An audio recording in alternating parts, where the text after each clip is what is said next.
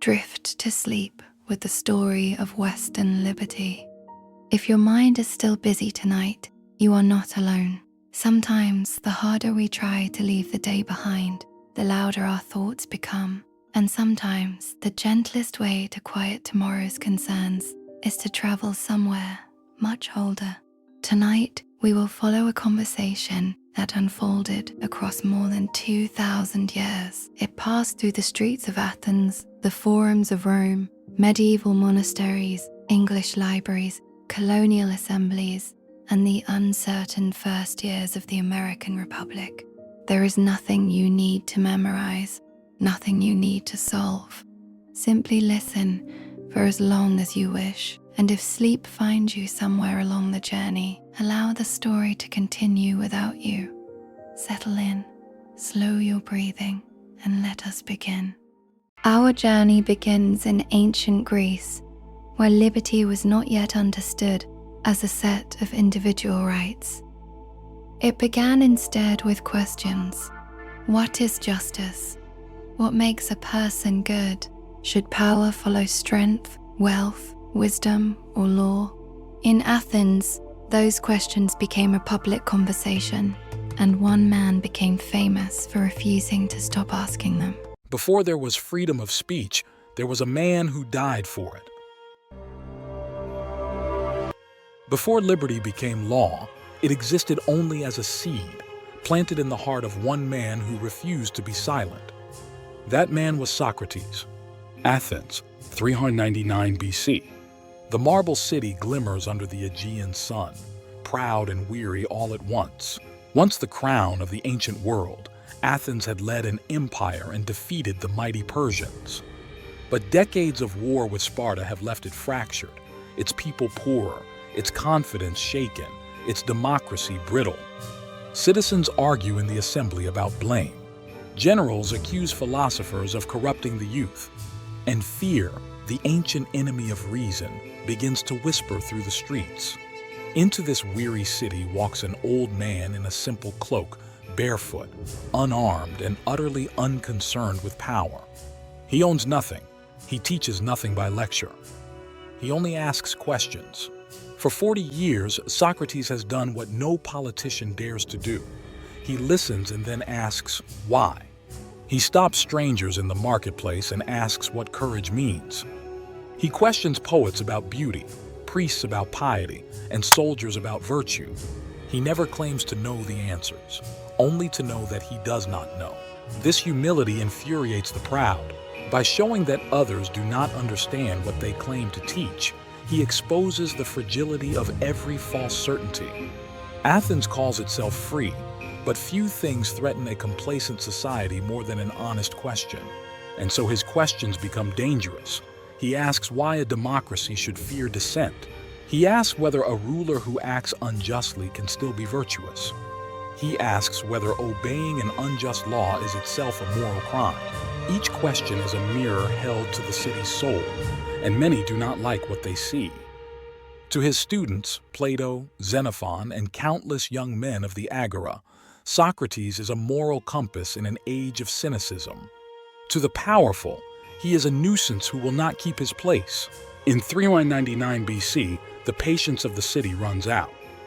3 citizens, Meletus the poet, Anytus the politician, and Lycon the orator, bring formal charges.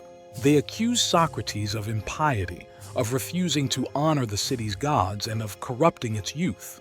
But behind the language of law lies something simpler.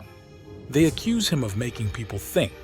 At 70 years old, Socrates stands before a jury of 500 fellow Athenians. His life is on the line. He could beg for forgiveness. He could promise silence. He could tell them what they want to hear. Instead, he defends not his innocence but his purpose. He tells the jury that the unexamined life is not worth living. He says that every man carries a divine voice within, a whisper of conscience that warns him when he is about to do wrong. That voice, he says, comes before the law, above the law, beyond the reach of any majority. If you offer to let me go on condition that I no longer speak or question, he says, I would answer, I shall obey the god rather than you. The courtroom falls silent. For the first time in recorded history, a man declares that truth is higher than government. That moment is the birth of conscience in the West. The jury votes. By a narrow margin, he is found guilty. When asked to propose his own punishment, Socrates smiles. He suggests that for serving the city all his life, perhaps he deserves free meals in the public hall, a lifetime of honor instead of shame. The joke does not land. The jury condemns him to death. Yet even in condemnation, Socrates wins. The state can end his life, but not his example. In his final days, friends visit him in prison. They beg him to flee. The guards can be bribed. But Socrates refuses. To escape would be to betray his principles. He has spent his life teaching that one must never repay injustice with injustice. If he breaks the laws now, he makes them meaningless. And so he stays. He spends his last morning speaking calmly of philosophy. He tells his companions that the soul is immortal, that death is only a change of place. He speaks of harmony, of virtue, of the good that never dies. Even facing death, he remains a teacher. When the jailer brings the cup of hemlock, Socrates receives it without trembling. He drinks slowly, without fear. As the poison creeps through his veins, he reminds his friends that a good man has nothing to fear, neither in life nor in death. Then he lies down, covers himself, and grows still. Athens has silenced him, but the silence does not last. From the seed of that death grows something the world has never seen before, a philosophy that marries reason with moral duty. Plato, his student, will spend the rest of his life keeping that seed alive. Through Plato, the idea passes to Aristotle. Through Aristotle to Rome. Through Rome to Aquinas and the scholastics. And from them to the thinkers of the Enlightenment, who will one day write that all men are endowed by their Creator with certain unalienable rights. Socrates never used the word freedom. He spoke instead of virtue, of justice, of the good. But every time he chose conscience over comfort, he gave freedom meaning. His death proves a timeless truth, that liberty begins long before it is written into law. It begins in the individual soul, where truth demands courage and courage demands sacrifice. This is why his story still matters. Every empire that forgets conscience collapses. Every generation that trades truth for comfort repeats the same trial, only with new faces. The crowd changes, the city changes, but the question remains, will you obey your conscience or the crowd? Will you protect the truth or your own comfort? Every age must answer for itself. And yet the seed endures. It grows in every dissident who speaks against tyranny, in every journalist who risks reputation for honesty, in every citizen who refuses to surrender reason to rage. It grows wherever a person asks, what is right, even when it is dangerous to do so. The soil of liberty is conscience. And conscience was born the moment an old man in Athens chose truth over obedience. 2,000 years later, we still live in the shadow of that choice. We still walk the path he cleared with his life. We still measure our own courage by his example. The city that condemned him remembered him too late, but the world that followed could never forget. Because the seed of liberty, once planted, never dies. It lies dormant until each generation decides to water it again, with honesty, with courage, with sacrifice. Socrates showed that the freedom to think is not given by rulers. It is claimed by those who will not stop asking questions. And that is why his voice still echoes through the centuries, reminding us that the fight for liberty never ends. It only changes hands. Socrates left behind no written philosophy of his own. His life survived through the memories of those who listened to him, especially one devoted student. Plato inherited his teacher's questions, but he carried them into a larger search. Could justice exist not only within a person, but within an entire society? Before there were republics, there was a man who dared to imagine one. Plato was born into a city searching for itself. Athens was still trembling from the death of Socrates, its conscience executed by its own democracy. For the young Plato, that wound never healed. He had been there, watching as his teacher stood before 500 citizens and chose truth over obedience. He saw what happens when a free people lose the discipline to protect freedom, and he spent the rest of his life trying to understand why reason had fallen silent in the face of the crowd. Socrates had planted the seed of conscience. Plato would water it with thought, turning moral courage into a philosophy of order. He asked the question that still echoes through every civilization: how can justice survive when human nature pulls us toward power? In a world where the wise are ignored and the loud are rewarded, can reason ever rule? For Plato, the answer lay not in rebellion but in design. He believed a just society could not grow by accident. It had to be built with intention, like a craftsman shaping a vessel for the soul. And so he wrote the Republic, one of the most influential works in all of human history. It begins not with laws or kings, but with a conversation. Citizens asking what justice truly is, and whether it belongs to the strong or to the good. Through dialogue, Plato does what his teacher once did in the streets of Athens. He dismantles certainty piece by piece until only truth remains. But unlike Socrates, who was content to question, Plato seeks to rebuild. He imagines a city ruled by philosophers, men trained not for wealth or glory but for wisdom. He calls them guardians, protectors of the soul of the state. Their education is long, their temptations many, their power limited by reason itself. They rule not because they desire it, but because someone must guard the harmony of all.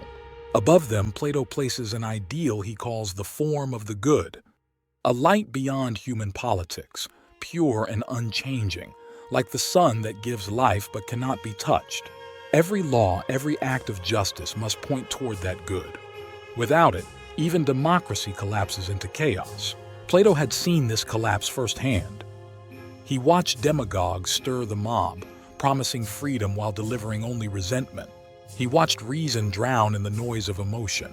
He concluded that liberty without virtue was a candle without air. It would burn brightly, then die. The Republic, then, is not the dream of tyranny, but the architecture of discipline. It asks citizens to govern themselves before they govern others. Plato believed freedom and order were not enemies. They were like the twin horses in the chariot of the soul, one wild, one noble, pulling the human spirit forward only when held in balance by reason. For him, justice was harmony, each part of the soul, each class of society, performing its right function in concert with the rest. But beneath the philosopher's design lies something more human: grief. Plato could not save Socrates, but he could try to save the world that killed him. He built the Republic as both a warning and a hope. A warning that unchecked democracy can devour itself, and a hope that reason, once lost, can still be restored. Through his dialogues, he made philosophy speak again. Socrates lived on, now immortal, not in stone or law, but in the written word. Plato turned the death of one man into a lesson for all time. He founded the Academy, the first true university in the Western world. There, generations of thinkers would study truth as a living discipline, not a possession. Among his students was Aristotle, who would one day challenge his master, and in doing so, carry the light of reason another step forward. Together, they formed a lineage that would shape civilization itself. From Plato's ideals came the concept of objective truth, the belief that right and wrong exist beyond the will of rulers or the mood of crowds. His Republic whispered across centuries, to the Roman Stoics, to the Christian theologians, to the Enlightenment thinkers who built modern liberty. Even the framers of America, 2 millennia later, quoted his ideas without knowing it. When they spoke of virtue, of reason, of government limited by moral law, they were repeating the echo of Plato's voice from the hills of Athens. But Plato was not naive. He knew no system could perfect human nature. He knew even the best designed republic would depend on the wisdom of those who lived within it. In his later dialogues, his tone grows softer, more reflective.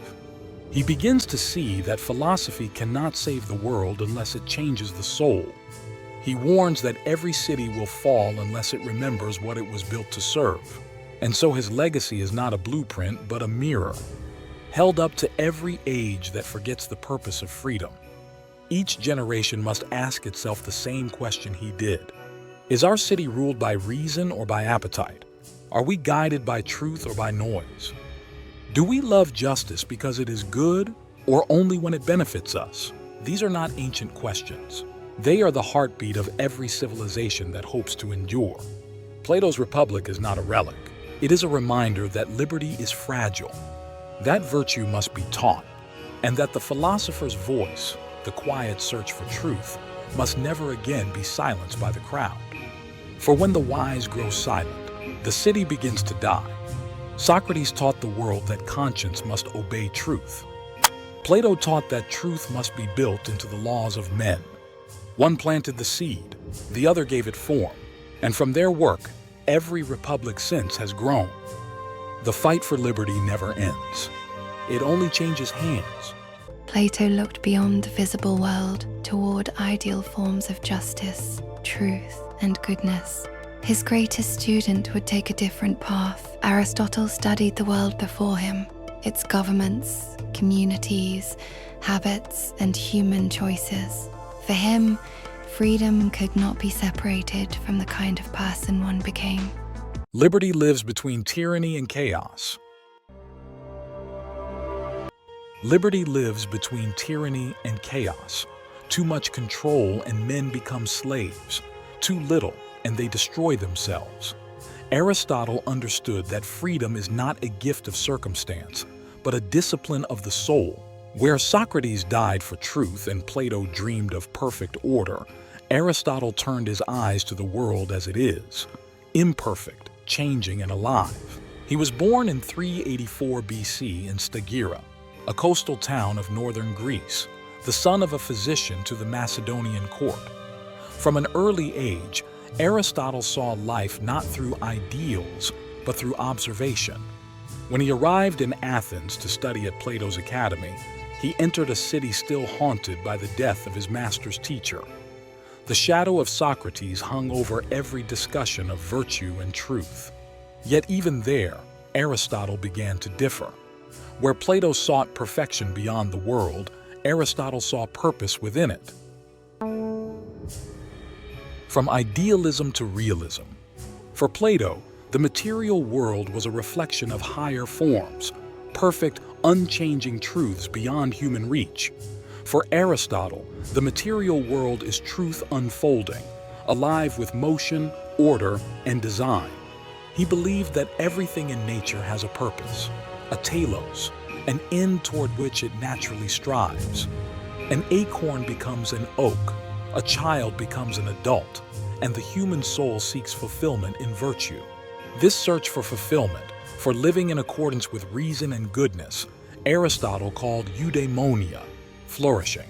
Liberty, then, was not the freedom to do whatever one wished, but the ability to become what one ought. To live well, one must first be well in soul, trained, measured, self-governed. Freedom was not license, it was alignment with reason. He who cannot obey reason, Aristotle wrote, is no better than a beast. To be free, one must learn mastery, the art of self-command. From this insight, he built an entire moral universe. Virtue for Aristotle was a habit, the product of repeated choices in harmony with reason. One does not become just by thinking about justice, but by acting justly until justice becomes second nature. Virtue is not inherited, it is trained, and so is liberty. Aristotle believed that moral character, not wealth, power, or birth, is what makes a man fit to live in a free society. Freedom, he said, belongs to those who can govern themselves. Virtue and well-being. But what does self-governance mean? It means living according to the golden mean, the balance between extremes. Every virtue lies in the middle ground. Courage sits between cowardice and recklessness, generosity between greed and waste, temperance between indulgence and insensibility. Even liberty itself, Aristotle saw, is a balance between tyranny and chaos. Tyranny demands perfect order, chaos demands none. Freedom requires harmony, limits freely chosen, restraint born of wisdom. The unbalanced soul destroys its own freedom. The coward submits, the reckless self-destructs. Only the virtuous can remain free. This idea, so simple yet profound, would echo through every age that followed.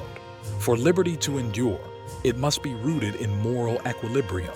Aristotle did not imagine perfect men, but teachable ones, capable of becoming better through habit and reflection.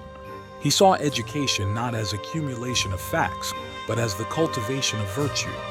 We are what we repeatedly do, he wrote. Excellence, then, is not an act, but a habit. The same could be said of freedom. A free people must practice liberty until it becomes part of their character. The golden mean. For Aristotle, reason is the compass of the soul. Without it, desire pulls in every direction, and the individual, like a city without laws, collapses into disorder. The tyrant and the anarchist share the same disease. Both have lost the rule of reason. In the tyrant, reason is silenced by appetite for power. In the anarchist, it is drowned in the chaos of impulse. Only the rational man, the balanced man, lives freely. To Aristotle, politics begins in the soul. The inner constitution of a person becomes the model for the constitution of a state. A city of virtuous citizens will produce a virtuous government. A city of corrupt souls will breed corruption in its laws. As the soul is to the body, he wrote, so the ruler is to the state. Freedom, therefore, begins not in charters or constitutions, but in conscience. A man who cannot govern his passions cannot defend his liberty. Reason and self-rule.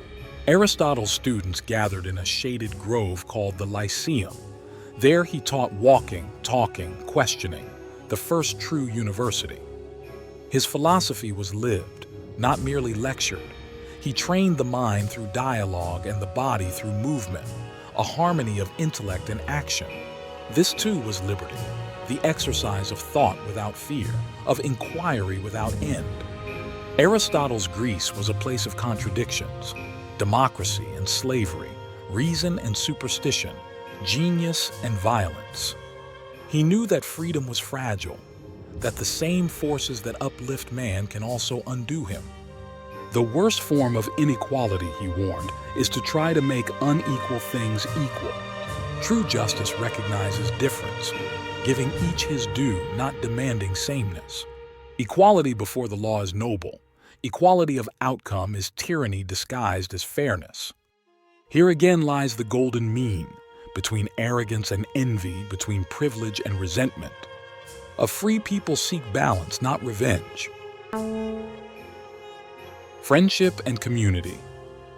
Yet Aristotle did not retreat from society. He believed deeply in the polis, the community as the natural home of man. Man is by nature a political animal, he said, meaning not partisan but communal, made for fellowship and shared pursuit of the good. The solitary man may be self-sufficient, but he is not whole. Freedom requires relationship, dialogue, and trust.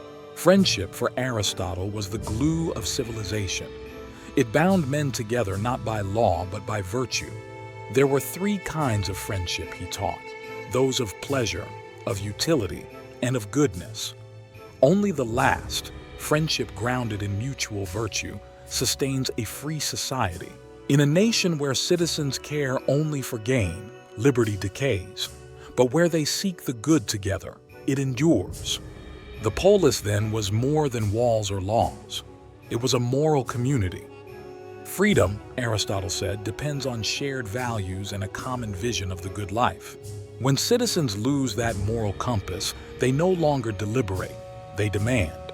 Democracy becomes a shouting match of appetites. Aristotle saw it coming even in Athens, the demagogue rising by flattering the crowd.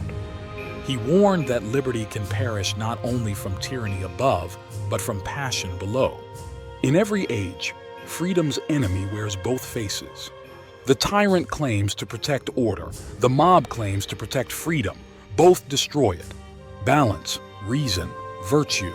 These are liberty's true defenders. Legacy of the Lyceum. The lesson Aristotle left his students was simple yet eternal. If the soul is in order, the city will be in order. Freedom begins not with rebellion, but with reflection. His approach was empirical, patient, and humane. He observed nature, studied governments, and classified ethics not to dominate, but to understand. The philosopher's role, he believed, was not to rule men, but to teach them how to rule themselves. From that vision grew the entire Western tradition of moral philosophy. Aristotle's influence stretched through the centuries, shaping Cicero, Aquinas, Locke, and Jefferson. The concept of natural law, that justice is written into the order of creation, finds its first clear voice in his thought. The founders would later echo him when they wrote of the laws of nature and of nature's God. For Aristotle, nature itself testifies that freedom and virtue are entwined. A tree grows upright toward the sun. A man grows upright toward the good. When he strays from reason, he bends back toward darkness. Liberty, then, is not the absence of rule, but the alignment of life with its proper end. We live not for law, he might say, but law lives for what we are meant to become. The state should reflect that purpose, guiding without enslaving, shaping without suffocating. The good life is not found in compulsion, but in cultivation. This is why Aristotle stands as the bridge between philosophy and freedom, the teacher who showed that liberty must first be learned. In his Lyceum, thought became practice and reason became art. The torch of philosophy passed from Plato's heavens to Aristotle's earth, from idea to action. And from that soil, the roots of Western liberty began to grow. Freedom is fragile yet enduring. It must be practiced, not presumed. Liberty lives between tyranny and chaos, kept alive not by power but by virtue. The fight for liberty never ends. It only changes hands. But the freedom of the individual was only part of Aristotle's concern. Human beings lived together in families, communities, and political societies. Every system of government could serve a common good, and every system could decay. The question was how liberty might survive between disorder on one side and tyranny on the other. Liberty stands on a knife's edge. Between tyranny and chaos lies a fragile balance. And it was Aristotle who first defined that balance not as a law of nations, but as a law of nature itself. The same forces that shape a soul, he said, shape a state. When men lose their virtue, the city loses its freedom. In Freedom and the Soul, Aristotle taught that liberty begins within, in reason, discipline, and moral character. But here, in the balance of liberty, he shows how those inner virtues give form to the outer world. The soul of the polis. For Aristotle, the polis, the city-state, was not merely a government. It was a living organism, an extension of human nature. Man is by nature a political being, he said, not because he loves politics, but because he cannot live alone. A single household may survive in isolation, but only in community can men flourish. The city completes what the individual begins. But just as the soul has parts, reason, spirit, and desire, so too does the city. When they are in harmony, liberty thrives.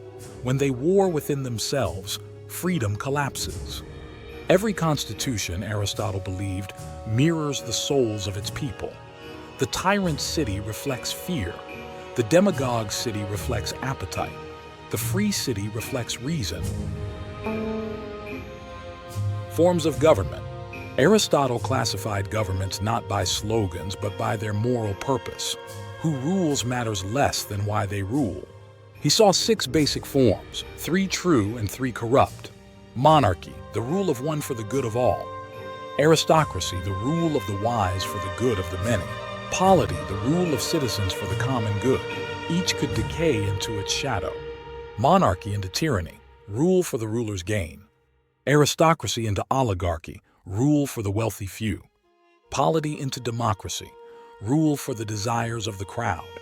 Aristotle's democracy was not the idealized form we celebrate today.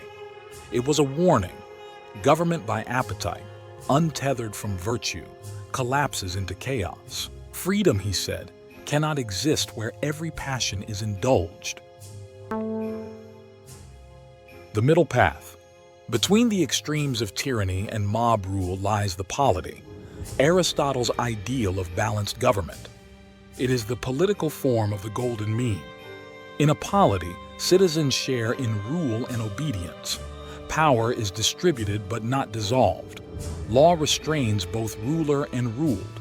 The middle class, he wrote, is the stabilizing force of the state. Too rich, and men become arrogant. Too poor, and they become desperate. Balance in wealth, power, and virtue sustains liberty. A strong middle class protects freedom better than armies. It tempers ambition and moderates envy. In this, Aristotle foreshadowed every republic to come. Law and order. Aristotle held that law is reason without passion. A just law, born of reason, commands obedience not by fear but by respect. Where law serves the common good, it is the guardian of liberty. Where it serves the ruler's will, it becomes the mask of tyranny. He warned that when leaders place themselves above the law, the balance is lost. The people either bow to the tyrant or revolt in rage. Both paths destroy freedom. True order is not enforced, it is chosen. When citizens obey laws because they are just, not because they are coerced, liberty endures. Education and the Republic of Virtue. Every generation must be taught to be free. Aristotle believed that education was the cornerstone of the state, but not education of facts alone, education in virtue. He wrote, "The city makes the citizen and the citizen makes the city." If children grow without discipline, the state will decay from within. But if they are trained to love the good, liberty can last for centuries. The goal of education, he said, is not knowledge but character. A citizen who knows what is right but does not act upon it is no better than one who is ignorant. Virtue must be practiced until it becomes habit in both man and nation. Wealth, work, and moderation. Freedom, Aristotle warned, withers when greed rules. In every state he saw the same danger. The wealthy few using power to secure their privilege, and the poor many demanding equality through envy. Both impulses destroy balance. He taught that property should be private, but its use must serve the public good. Ownership demands stewardship. The best society, he said, is one where citizens labor not for excess but for excellence. Wealth pursued without virtue enslaves the soul. Wealth guided by purpose sustains the community. Moderation, again, is the guardian of liberty. Liberty and responsibility. To Aristotle, freedom and responsibility were one. He rejected the idea that liberty means doing whatever one pleases. True freedom, he wrote, is the power to govern oneself in accordance with reason. In his politics, he argued that a man who cannot rule his passions is not truly free. He is a slave, not to another, but to himself. Laws alone cannot preserve liberty. Only the self-disciplined citizen can. Each person, he said, is a fragment of the state. When the fragment is corrupted, the whole will follow. A free state must be built on free souls. The decline of states. Every government, Aristotle observed, carries within it the seed of its own destruction. Monarchies fall to tyranny, aristocracies to corruption, democracies to disorder. The pattern repeats, not because men forget their constitutions, but because they forget themselves. When virtue fades, laws lose their meaning. When citizens demand rights but neglect duty, liberty erodes. When they seek pleasure over purpose, they invite their own chains. And when reason is silenced, the mob and the tyrant return, two faces of the same collapse. The role of the philosopher. What then is the philosopher's duty? Aristotle did not see himself as a ruler of men, but as a guide to their balance. He wrote not to command, but to remind that freedom is a fragile equilibrium between power and principle. His task was to teach the art of living well, to align the soul, the household, and the city with reason and virtue. The philosopher's wisdom was not abstract, it was civic. Philosophy, he said, should make men better citizens. Without virtue, intelligence becomes cunning. Without wisdom, power becomes violence. Natural law and the order of creation. From Aristotle's vision grew the seeds of what later thinkers would call natural law, the belief that justice is not invented by man but discovered in nature. Every being has its purpose, and that purpose is written into its very form. A tree grows toward the light because that is its nature. A man seeks truth and justice because that is his. To violate that nature is to live against the order of creation. This principle would echo through Aquinas, Locke, and Jefferson, that freedom is not granted by rulers, but endowed by nature's God. Between tyranny and chaos. And so the circle closes. Freedom is not found at the extremes of power or license, but in the disciplined middle, the space where reason governs desire and justice tempers will. The tyrant fears the people, the mob despises the wise, but the free man stands between them, unyielding to either passion. Aristotle's warning was timeless. The same virtues that sustain a soul sustain a state. When one decays, so does the other. Legacy of the philosopher. In the centuries after his death, Aristotle's words would be rediscovered by civilizations rising from the ashes of their own imbalance. His logic built the foundations of science. His ethics guided the conscience of faith. His politics shaped the republics of the modern world.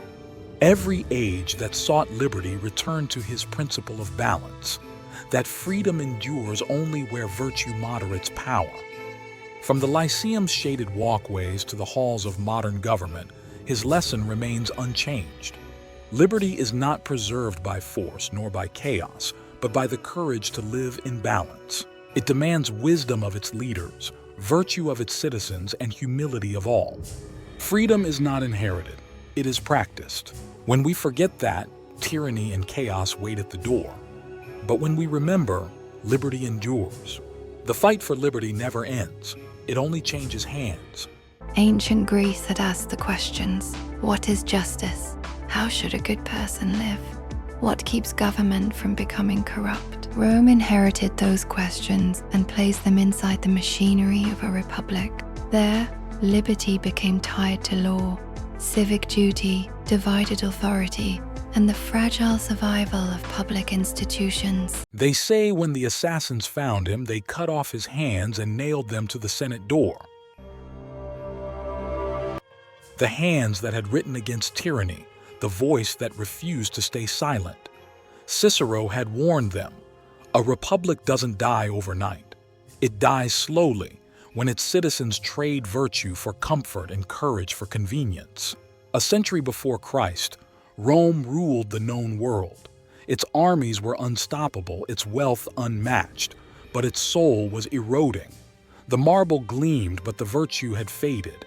Senators shouted about patriotism as they sold favors behind closed doors. Generals bought loyalty with plunder. The common people cheered bread and circus while forgetting the duties of citizenship. It was a city that no longer believed in itself.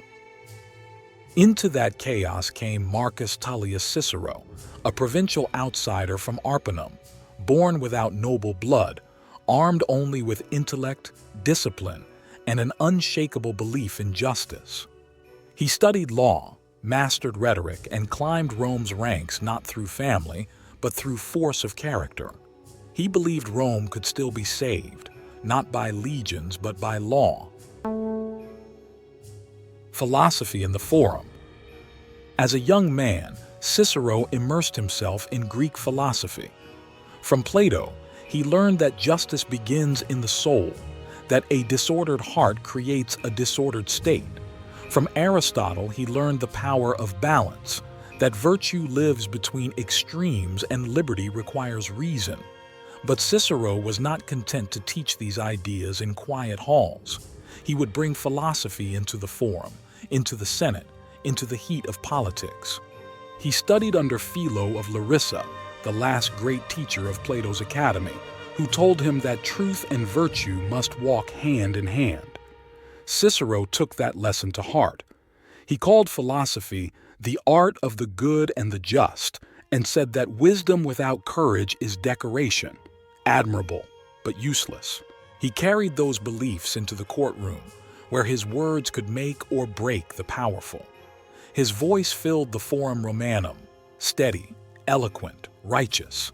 Even his rivals admitted. Rome had never heard a mind so sharp paired with a conscience so unyielding. By the time Cicero reached the Senate, the Republic was sick. The law had become a weapon of the ambitious. Elections were bought. Decrees were traded like coin. He asked, if the law bends to power, what remains of freedom? Law above all men. His answer shook Rome. True law, he wrote, is right reason in agreement with nature, unchanging and eternal. No senate, no emperor, no mob could rewrite what was right. Justice, he said, was not the creation of men but part of the design of the world. Even rulers stood beneath it. This became Cicero's greatest contribution, the idea of natural law. He taught that there is one moral order binding all people, all nations, and all times, and that any human law violating it is no law at all. In an age of corruption, that was radical. It was also the foundation of Western liberty. Cicero believed liberty required restraint. Freedom, he said, is participation in self-government. A free people must first rule themselves. Freedom without virtue becomes license, and license leads to tyranny. The welfare of the people, he wrote, is the highest law. But he meant more than comfort. He meant conscience. A nation that values pleasure over principle will soon have neither. Then came Julius Caesar, brilliant, fearless, adored by soldiers and citizens alike. Cicero respected Caesar's mind but feared his ambition. He once called him a man born for greatness and for ruin. Caesar promised order after years of chaos, and the people, weary of liberty's burdens, welcomed his chains. Cicero warned that even a benevolent dictator was still a master. A republic that crowns a savior has already surrendered. He told the Senate that no man, no matter how gifted, may stand above the law. His speeches earned the praise of history and the hatred of the powerful. The legacy of a voice. When Caesar fell to the daggers of his own allies, Cicero did not rejoice. He knew the Republic was already too weak to heal. Its citizens had learned to trade duty for entertainment, freedom for comfort. Rome no longer feared tyranny. It desired it. In the chaos that followed, Cicero stood once more before the Senate. He denounced Mark Antony as a new Caesar in waiting. "I love the Republic," he said, "and I will defend it with my life." And he did. Antony sent soldiers to silence him. When they found him, Cicero did not flee. He uncovered his throat and said, "Strike, soldier, if you must, but strike properly." His death ended the Republic's last voice of conscience. The empire rose from its ashes, but ideas cannot be executed. Cicero's words outlived the men who killed him. Monks copied them by candlelight through the Dark Ages. Scholars in the Renaissance rediscovered him. Aquinas shaped theology from his vision of natural law. John Locke built his theory of rights upon it. Jefferson read Cicero before drafting the Declaration of Independence. His conviction that law rules rulers became the cornerstone of free government. Every republic since has faced the same question Cicero asked: will truth restrain power, or will power silence truth? Rome chose the latter, But Cicero's legacy teaches that character is the armor of freedom and virtue the only wall tyranny cannot cross. Cicero's story is not just Rome's. It is the story of every people who must decide whether comfort is worth the cost of conscience. He lost his life defending the belief that law must rule men, not men the law, and that belief built the modern world. The empire silenced his voice, but not the truth that outlived it. The fight for liberty never ends. It only changes hands. Rome eventually fell, but its questions did not disappear. Ancient philosophy survived in fragments, manuscripts, schools, and monasteries. Centuries later, Christian thinkers encountered the recovered wisdom of Greece and Rome. Among them, Thomas Aquinas sought to unite faith and reason, while explaining how human law must answer to a moral order beyond the will of rulers. In a world ruled by faith and fear, he dared to unite the mind and the soul. In a candle-lit cell of a 13th century monastery, a silent man wrote words that would echo through centuries. While kings waged wars and popes ruled empires, Thomas Aquinas fought a different battle for the soul of truth itself. Europe trembled between faith and superstition. To question authority was dangerous, to question faith, unthinkable. Philosophy had been nearly silenced, but Aquinas dared to believe that faith and reason were not enemies, but allies. He studied the long-forgotten works of Aristotle, once condemned by the Church. To his critics, he was meddling with pagan thought. To Aquinas, Aristotle's logic was the key to understanding the divine order, the architecture of creation. Born to nobility, Aquinas was expected to command armies, not ideas. When he joined the Dominican order, his family kidnapped him, locking him in a tower for a year to break his will. He spent that year in prayer. When freed, he returned not to power but to learning, determined to serve truth alone. The architecture of creation. In Paris, Aquinas began to write. He saw in Aristotle's final cause a reflection of divine purpose. Every being, he said, has a natural end, and in man, that end is virtue through reason. He called this natural law, a moral order written into creation, discoverable by human reason and binding on both kings and commoners. Above all human laws stood this higher law, the law of God expressed through nature itself. To Aquinas, truth could not contradict truth. If both reason and revelation came from God, how could they disagree? He built bridges between the mind and the soul, the world and the divine. In his Summa Theologica, he dared to show that logic itself could lead to faith, and faith, rightly understood, led back to truth. To know creation was to know its creator. Study, he said, is a form of worship. The law of liberty. To Aquinas, freedom was not rebellion but alignment. Freedom meant choosing rightly, not merely choosing freely. Man's law, he wrote, is law only if it accords with right reason. Otherwise, it is no law at all. In that single line, he gave liberty its moral core, that freedom must serve truth, or it will serve power. His ideas alarmed many within the church. Some whispered that Aquinas was dangerous, that he smuggled Aristotle into theology like a Trojan horse. But his vision would save Western thought from fracture. He showed that faith need not fear reason, it can guide it. Without Aquinas, Europe might have split centuries before Luther ever nailed his theses to a door. His writings spread across universities and monasteries, shaping minds that would later birth the Renaissance. He reminded the world that reason itself was a gift from God. The legacy of truth and freedom. In his final days, while praying before the altar, Aquinas had a vision.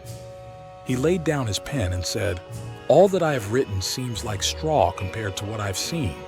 He died soon after, before completing his final work, but his ideas endured. Centuries later, his influence shaped scientists, jurists, and philosophers alike. Aquinas gave them a language of order, a world where moral truth was intelligible, not arbitrary.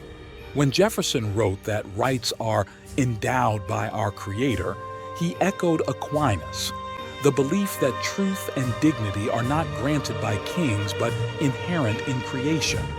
Aquinas helped plant the roots of the modern conscience, where faith and reason stand not as rivals but as reflections of the same truth. He showed that liberty without truth collapses into chaos, and truth without liberty hardens into tyranny. From the quiet of a monastery, Thomas Aquinas built the moral architecture of the free world. The fight for liberty never ends. It only changes hands. Over the centuries, Europe changed. Kingdoms consolidated power. Religious conflicts unsettled old certainties. Trade, printing, and learning carried ideas further than before. And political thinkers began asking whether rulers existed above the people or for them. In England, John Locke would give one of the clearest answers. When kings claimed power by divine right, one man dared to say that rights came not from kings, but from God. In an age where crowns ruled consciences, John Locke gave freedom a philosophy. He didn't pick up a sword. He picked up a pen and forever changed how the world understood power. Locke was born in 1632 into a world of unrest. England was tearing itself apart between crown and parliament, church and conscience. As a boy, he watched civil war reshape his country.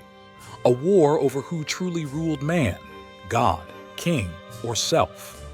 The divine right of kings said authority flowed down from heaven, unchallenged, unquestioned.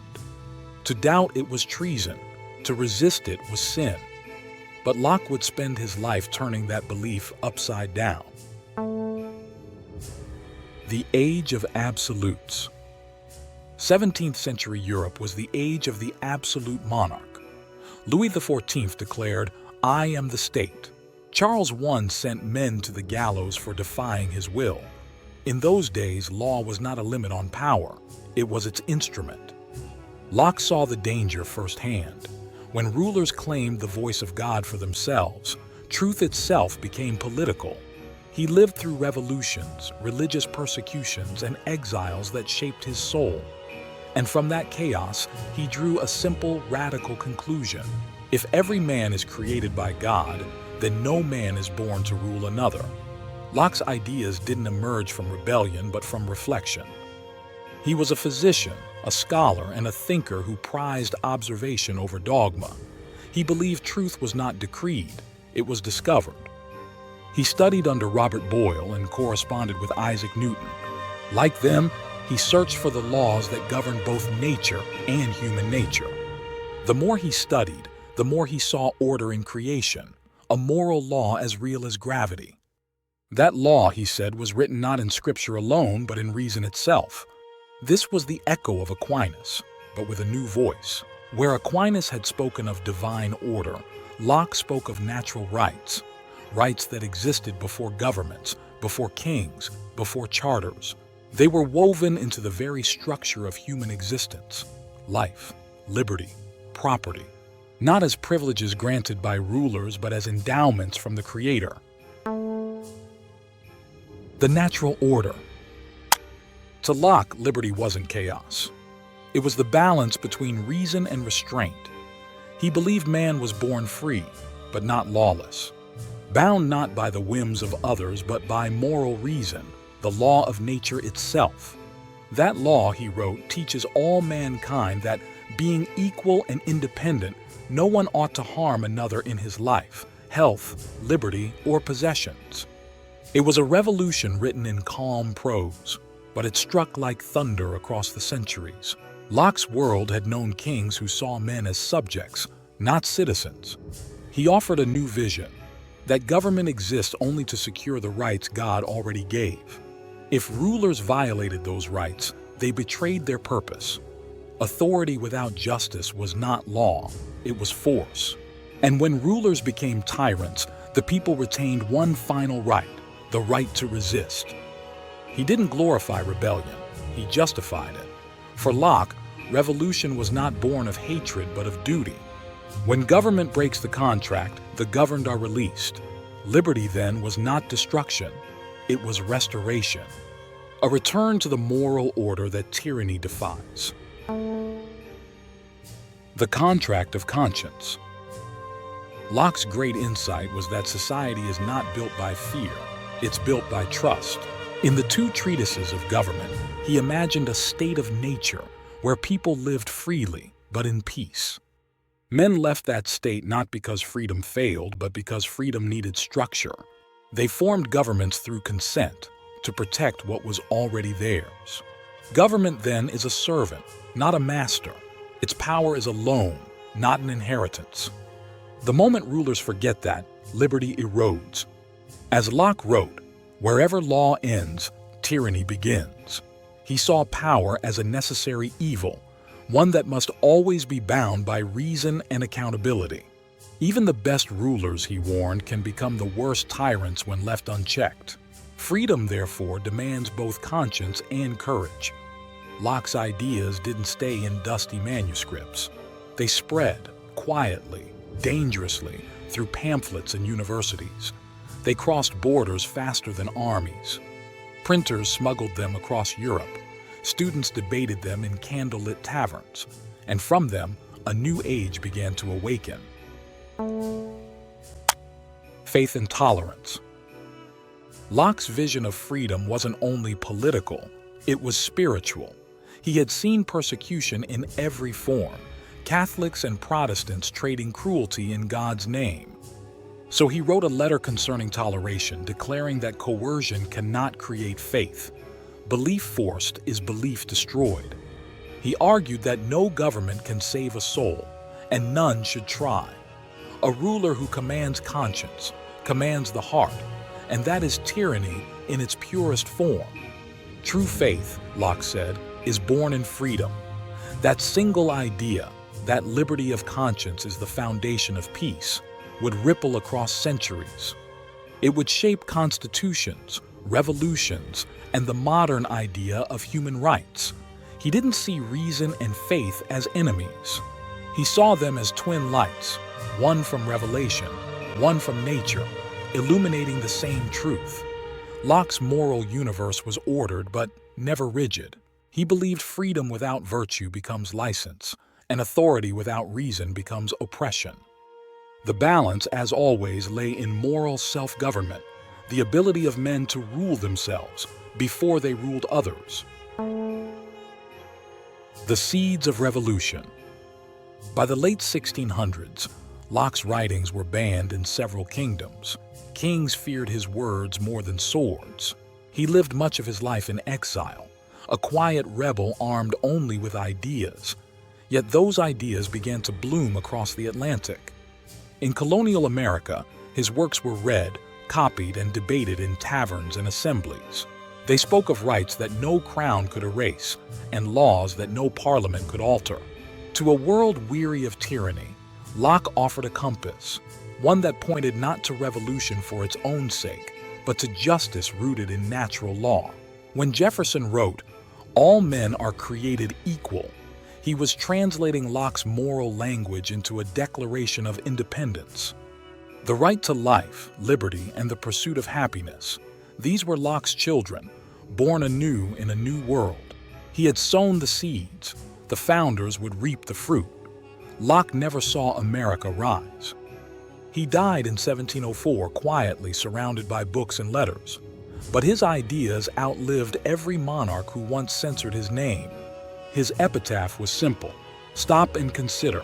It might as well have said, think for yourself. The philosopher of freedom. Locke's legacy is not rebellion, but responsibility. He didn't promise freedom without cost. He defined freedom as the moral duty of man. To live justly, to govern wisely, to respect the rights of others. This is liberty rightly understood. Freedom to Locke was not doing what one wishes, but what one ought. A moral order of equals, guided by conscience, secured by law, and sustained by reason. From Aquinas's divine harmony to Locke's social contract, the torch of liberty passed from the monastery to the mind, from revelation to reason, from obedience to consent. He gave freedom its framework and conscience its crown. And from his pen flowed the philosophy that would shape republics, reform nations, and awaken the world to its own dignity. Locke's words still echo today. When governments overreach, when power drifts from consent to control, his warning rings clear. Wherever law ends, tyranny begins.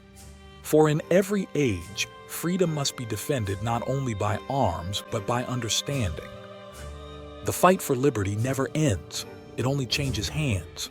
Locke argued that legitimate government rested on consent and existed to protect rights people already possessed.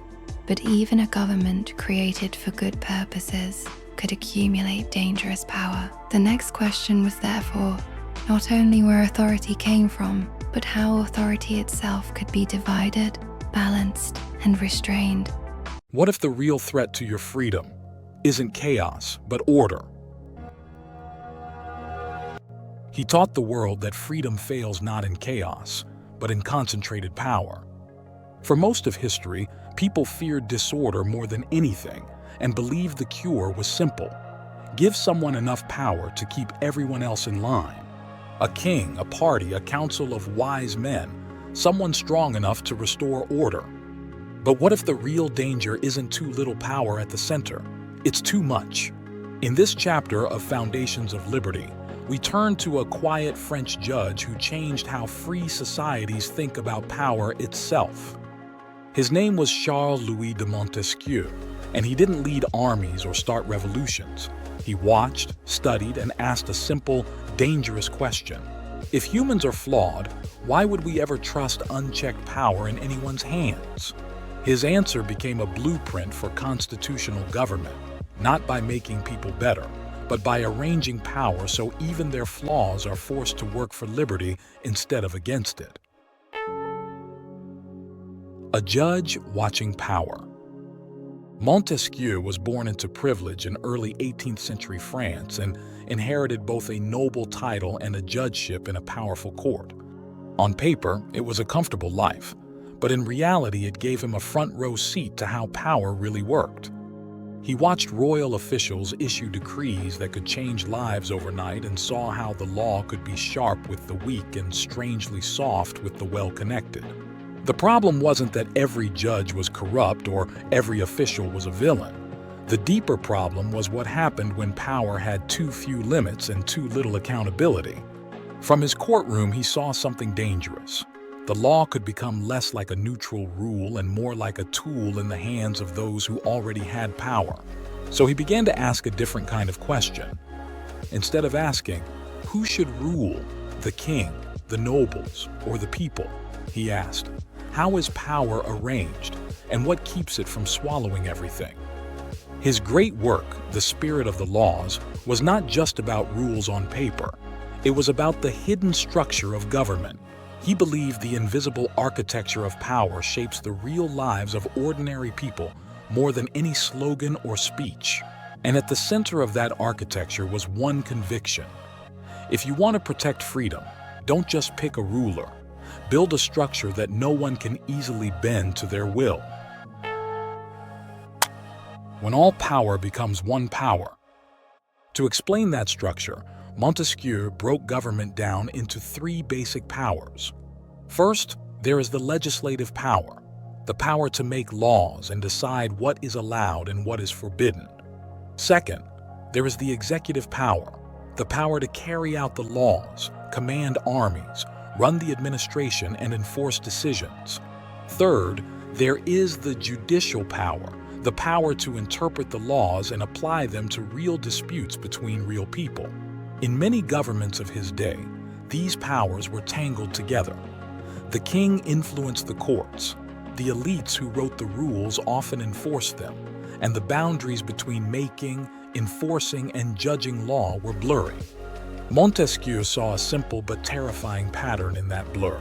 If the same person or group makes the laws and enforces them, they can write rules that favor themselves and crush their opponents. If the same people enforce the laws and judge them, they can punish their enemies and then call it justice. And if all three powers, legislative, executive, and judicial, collapse into one will, there is nothing left to stand between the citizen and the state. No neutral referee, no independent court, no rival institution with the strength to say, "Stop." Montesquieu's warning was clear. When all power is fused together, tyranny is not an accident, it is the natural outcome. Liberty doesn't usually vanish in a single dramatic moment. It is slowly squeezed out as each check on power is weakened, ignored, or absorbed. So for Montesquieu, the question was no longer, how do we find a perfect ruler, but how do we design a system where no ruler can easily become absolute? The architecture of liberty. Montesquieu's answer was separation of powers, and not just on a chart, but in real, living institutions. Give the legislative branch the authority to make laws, but bind it with procedures, debate, and representation. Give the executive branch the energy to act, but bind it to laws it did not write and cannot simply ignore. Give the judicial branch independence, so it can apply the law fairly even when powerful people dislike the outcome. Then go one step further and give each branch real tools to resist the others. Let legislators investigate and restrain the executive when needed. Let the executive veto or slow, reckless laws that threaten stability or liberty. Let judges refuse to apply acts that violate a higher law, a constitution that even lawmakers must obey. To some people, this system sounded clumsy and inefficient. Wouldn't it be better, they asked, to have one clear center of authority that can act decisively and cut through all the debate? Montesquieu turned that complaint on its head. Liberty, he argued, is not protected when government can act quickly and easily. It is protected when government must argue with itself before it acts. The friction between branches is not a flaw, it is a safeguard. It forces compromise, exposes abuses, and slows down the rush to do something simply because the moment is heated and emotions are high. Montesquieu knew this system would not end all injustice or magically produce perfect leaders, but he believed that with the right structure, even flawed leaders could be prevented from doing limitless harm. In his hands, freedom stopped being just a feeling or a promise. It became an architecture made of institutions, powers, and restraints. His legacy and our choice. Montesquieu's ideas did not stay in France. They crossed oceans and entered the minds of people trying to build new governments. Across the Atlantic, American revolutionaries designing a republic read the spirit of the laws closely. They debated and disagreed on many things, but on one point they found powerful guidance in Montesquieu. A free people needs separated powers and strong checks to keep liberty safe in the long run.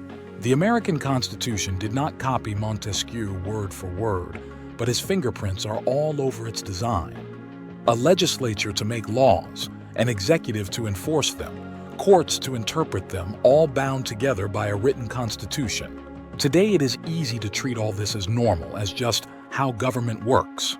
Montesquieu would remind us that this structure was a deliberate choice and a fragile achievement. It was a bet that liberty survives not by trusting the right people with vast power, but by dividing power among institutions that must constantly hold each other in check. That brings us to our own time. When people are frustrated with gridlock, corruption, or conflict, a tempting voice returns. Give more power to someone strong enough to fix it. Trust this leader, this party, this movement. Just let them act. Montesquieu's warning echoes across the centuries. The more you concentrate power, the more fragile your freedom becomes. Yes, checks and balances can be slow, separation of powers can be messy, and arguments between branches can be exhausting. But often that mess is the sound of liberty still breathing. When institutions push back on each other and no one can simply command and be obeyed, that is not the end of order. That is order restrained by justice. Montesquieu never claimed that constitutional structures would save us from every danger. He simply showed that without them, we are almost certain to lose what we claim to cherish. Freedom does not only die in riots or revolutions, it dies quietly when power no longer has to argue with power. So every generation faces a choice. Will we trade the slow, frustrating work of balanced power for the quick comfort of concentrated power? Or will we protect the architecture of liberty that men like Montesquieu labored to design, so that no one, not king, not party, not majority, can ever become the master of all? In the end, the balance of power is not just a theory in a book. It is the line that stands between free citizens and subjects. The fight for liberty never ends. It only changes hands. Montesquieu studied institutions in the distribution of political power, but constitutions did not exist only on paper. They lived inside customs, loyalties, habits, and inherited expectations. Edmund Burke would warn that liberty could be damaged, not only by tyranny, but by destroying the traditions that quietly taught a society how to govern itself. Revolution feels like freedom until the ruthless fill the empty space. Liberty doesn't survive on passion alone. It survives on habits, character, and the slow work of inheritance. Edmund Burke believed freedom isn't built in a day, and it can be lost in a day. He defended liberty by defending the past that made it possible, because the past holds lessons that keep power from going absolute. This is the story of Edmund Burke, the keeper of order and tradition. A man who welcomed reform but feared the shortcut of revolution without virtue. He lived in an age that thought it could redesign society like a machine. Burke answered with a warning that still echoes: tear down the moral and social supports of liberty, and you won't get freedom. You'll get a vacuum, and the vacuum will be filled by force. The world that formed Burke. The 1700s are loud with new ideas. Coffee houses buzz, pamphlets spread like wildfire, and politics becomes a public sport. Argument, satire, and ambition on every street corner. Britain is an empire of ships and trade, but also an empire of competing interests. Its political order is a balancing act: monarchy, parliament, local custom, and the growing pressure of public opinion. Across the Atlantic, the American colonies are learning self-government by practice. They are far enough away to develop habits of independence, yet close enough to insist they still carry the rights of Englishmen. Across the Channel, France is heading toward a reckoning. Debt, inequality, and a rigid social structure strain the seams, while new philosophies promise a clean slate and a new world. Into this world, Edmund Burke is born in 1729 in Dublin, Ireland. Ireland's religious and political divisions teach him early that power can become contempt, and contempt can become policy. Burke grows up where identity is political. He learns that stability isn't automatic. People must choose it, and leaders can destroy it. He studies history and rhetoric, the tools of persuasion in an age where words can move nations. Burke comes to believe the past is not a prison. It is a library of human experience. Before he is famous, he is a writer trying to understand what holds societies together.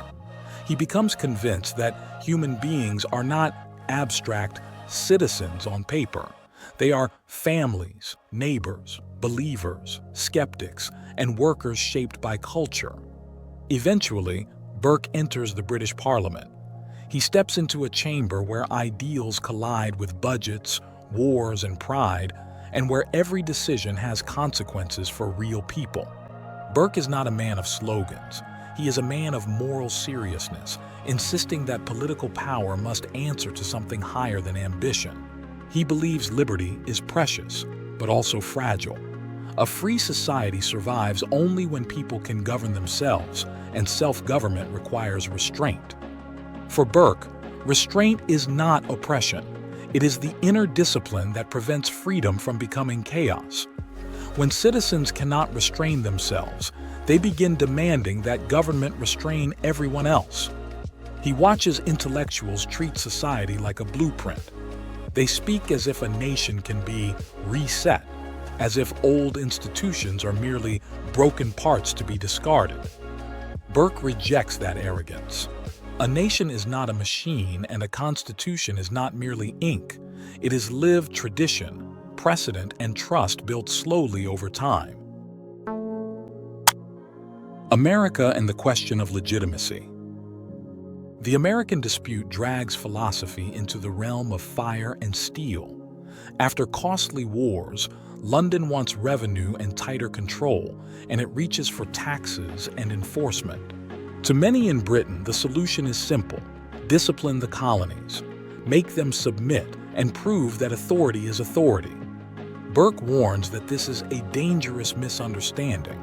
You can command obedience, but you cannot command loyalty, and a free people will not be governed like conquered subjects.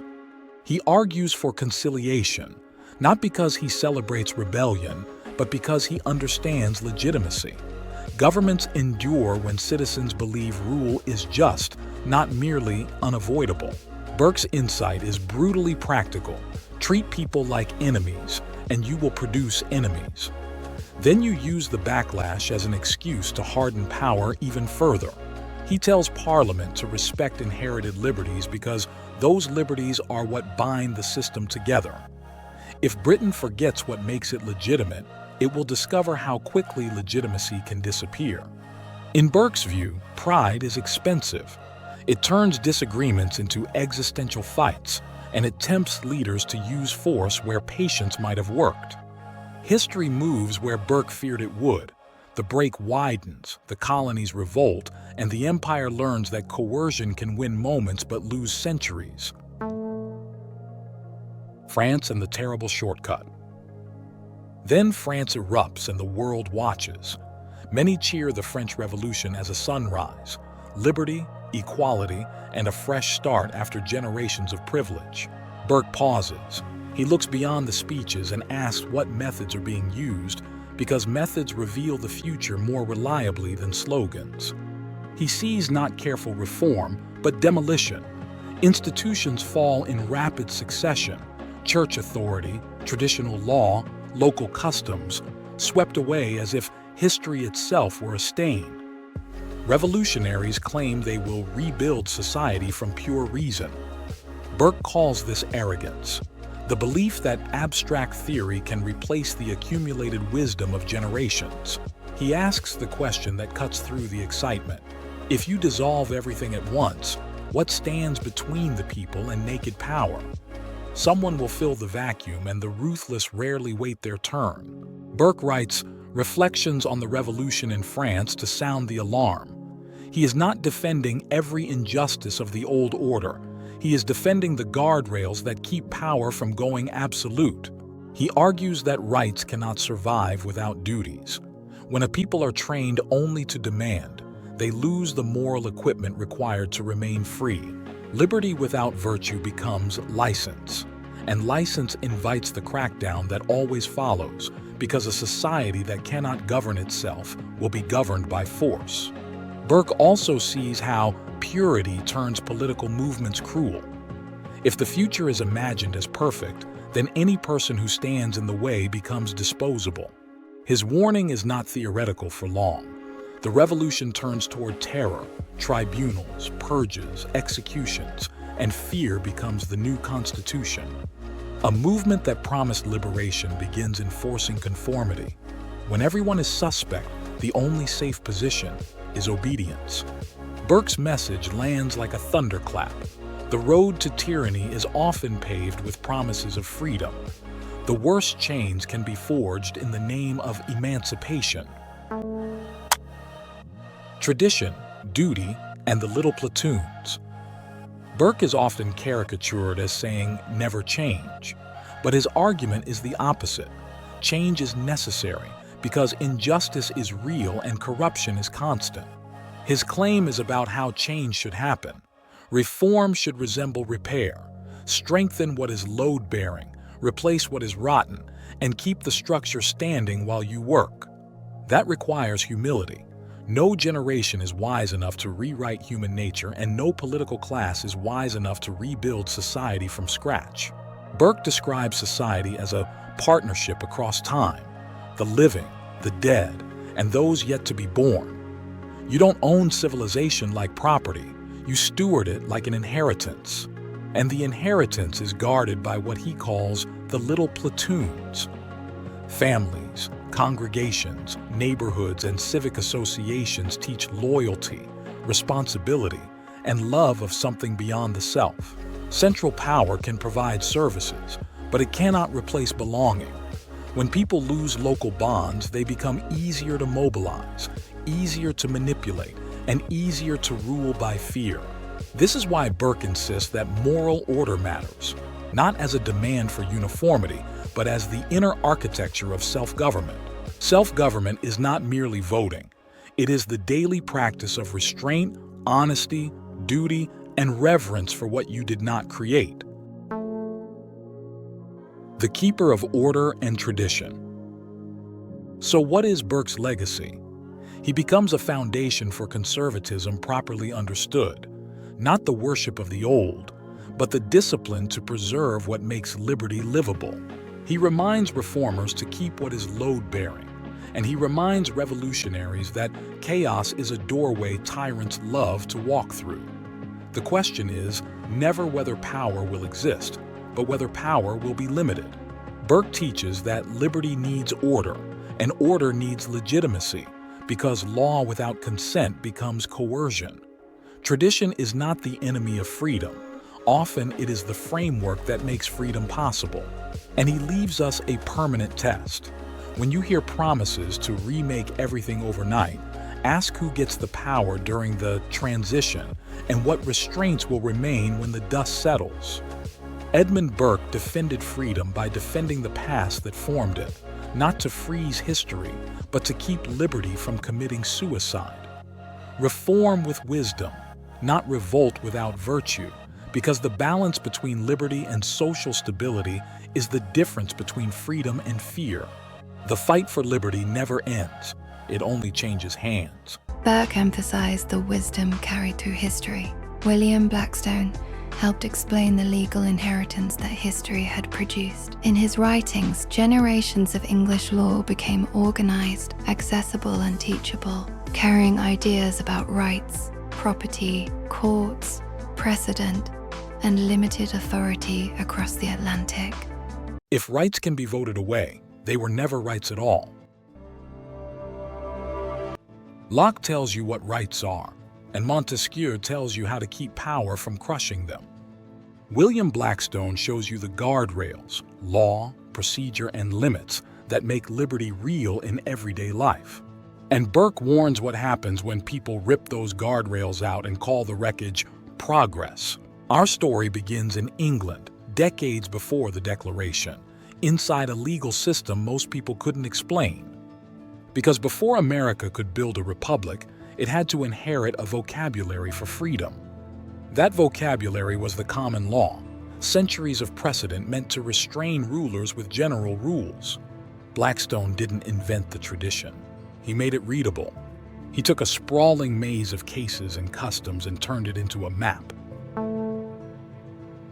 The man who turned a maze into a map. William Blackstone was born in London in the 1720s, in a Britain growing wealthier and more politically self-aware. Power had been contested and checked, but authority still had a habit of reaching for one more inch, especially in moments of fear. Blackstone studied at Oxford, where he learned to think in systems, not just slogans. Then he stepped into the legal world, where the rules that governed everyday life were anything but straightforward. English law was scattered across court reports, old statutes, and professional custom, powerful but hard to see as a single whole. To insiders, that patchwork was tradition. To everyone else, it looked like a closed guild with secret handshakes. And when the law becomes a priesthood, liberty becomes a rumor. Blackstone started giving lectures that treated English law as a coherent subject, not an apprenticeship mystery. He helped bring legal study into the open, into universities, into the realm of public understanding. Those lectures grew into his great work, the Commentaries on the Laws of England, published in the mid-1760s and onward. They weren't court transcripts or partisan pamphlets. They were explanation, definitions, organizing principles, and a structure you could actually follow. He organized the system into big, readable categories: the rights of persons, the rights of property, private wrongs, and public wrongs. That sounds academic until you realize the point. He was making the state's rule book legible to the people who had to live under it. Readable law is limited law because it's harder to hide abuse behind fog, technicality, and selective enforcement. Blackstone's tone stayed calm. No revolutionary fire, just a steady insistence that law is a public inheritance, not a private weapon. Law above power, process above passion. Blackstone starts with a claim that changes the whole relationship between citizens and rulers. There is a moral order, natural law, higher than any statute passed in fear or rage. Human law earns legitimacy when it aligns with that higher standard, and it loses moral authority when it openly contradicts it. You've heard this thread from Cicero and Aquinas. Blackstone braids it into legal life and courtroom reality. He frames rights as boundaries government must respect, not favors government may grant. He emphasizes three core protections: personal security, personal liberty, and private property. Personal security means the state can't treat your body as public property. Personal liberty means you can't be seized, confined, or punished without lawful cause. Private property means your independence can't be destroyed by arbitrary taking, targeted harassment, or coercion disguised as policy. These aren't warm sentiments.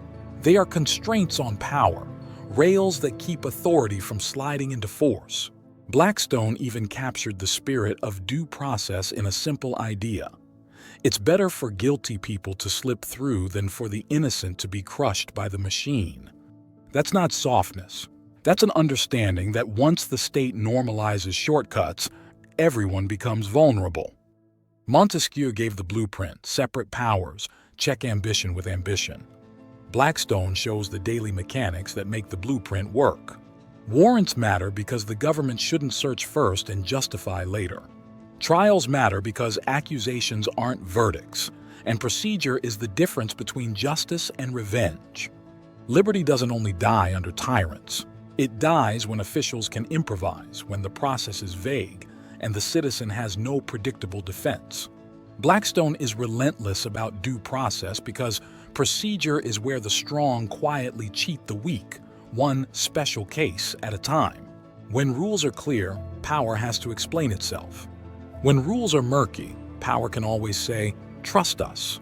And trust us is how free people become subjects. The rule of law means the powerful are bound by the same rules as the powerless. It means enforcement must be justified, not merely desired. It means punishment must be lawful, not merely popular. Predictability is not boredom. Predictability is freedom, because it lets ordinary people plan a life without begging permission. The Bridge to America, from inherited rights to written limits. Now cross the Atlantic to the American colonies, where tensions rose and trust in Britain began to crack. The colonists weren't arguing that rights were new. They were arguing that rights were old, ancient, inherited, and being violated. They needed more than outrage. They needed language, legitimacy, and a shared standard to point to. Blackstone gave them that standard, a vocabulary for what rights are, why they matter, and how law is supposed to restrain power. His commentaries became widely read among colonial lawyers and leaders because they answered a practical question. If we claim liberty, what exactly are we claiming, and by what authority? Blackstone's answer was, by the logic of an inherited legal tradition that says power has limits, and those limits are knowable. That's why his influence shows up everywhere in early American legal thinking, from courtrooms to state constitutions and the national founding debates. He also offered an implicit warning. If you break legal continuity, you don't get pure freedom, you get discretion, ruled by whoever controls the moment, dressed up as necessity. And once necessity becomes the argument, the limits disappear. This is where Burke's caution snaps into focus. Beware the reformer who promises liberation by tearing down restraint. Blackstone shows what restraint was protecting: equal rules, stable expectations, and defenses the weak can actually use. The founders took the inheritance and refined it. They didn't just praise rights. They wrote limits into a constitution, then demanded those limits be enforceable, not merely ceremonial. They built courts, insisted on due process, and treated juries as a citizen's firewall against government overreach. Even the founding grievances make more sense in this light. Complaints about broken process, coerced justice, and rights treated as optional. They added explicit protections because they knew something timeless. A right that can't be defended is just poetry. Blackstone helps us separate ideas we still confuse. Powerful government is not the same as lawful government, and popular government is not the same as limited government. Law is what turns consent into restraint, and restraint is what turns politics into liberty. The guardrails are the point. Blackstone's legacy isn't that he got every detail perfect, or that his age had no contradictions.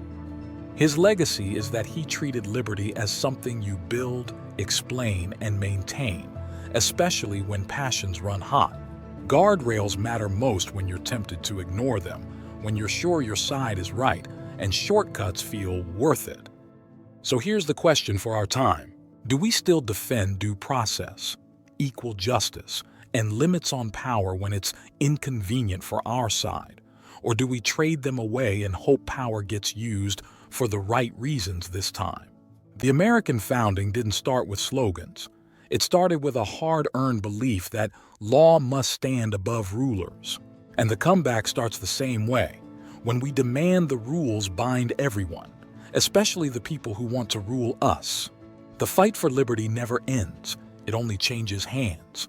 By the 18th century, Western liberty had become a layered inheritance. Greek philosophy, Roman republicanism, Christian natural law, English rights, divided power, inherited custom, and common law had all contributed something. Across the Atlantic, Americans would not create liberty from nothing. They would attempt to preserve, rearrange, and extend what they had received.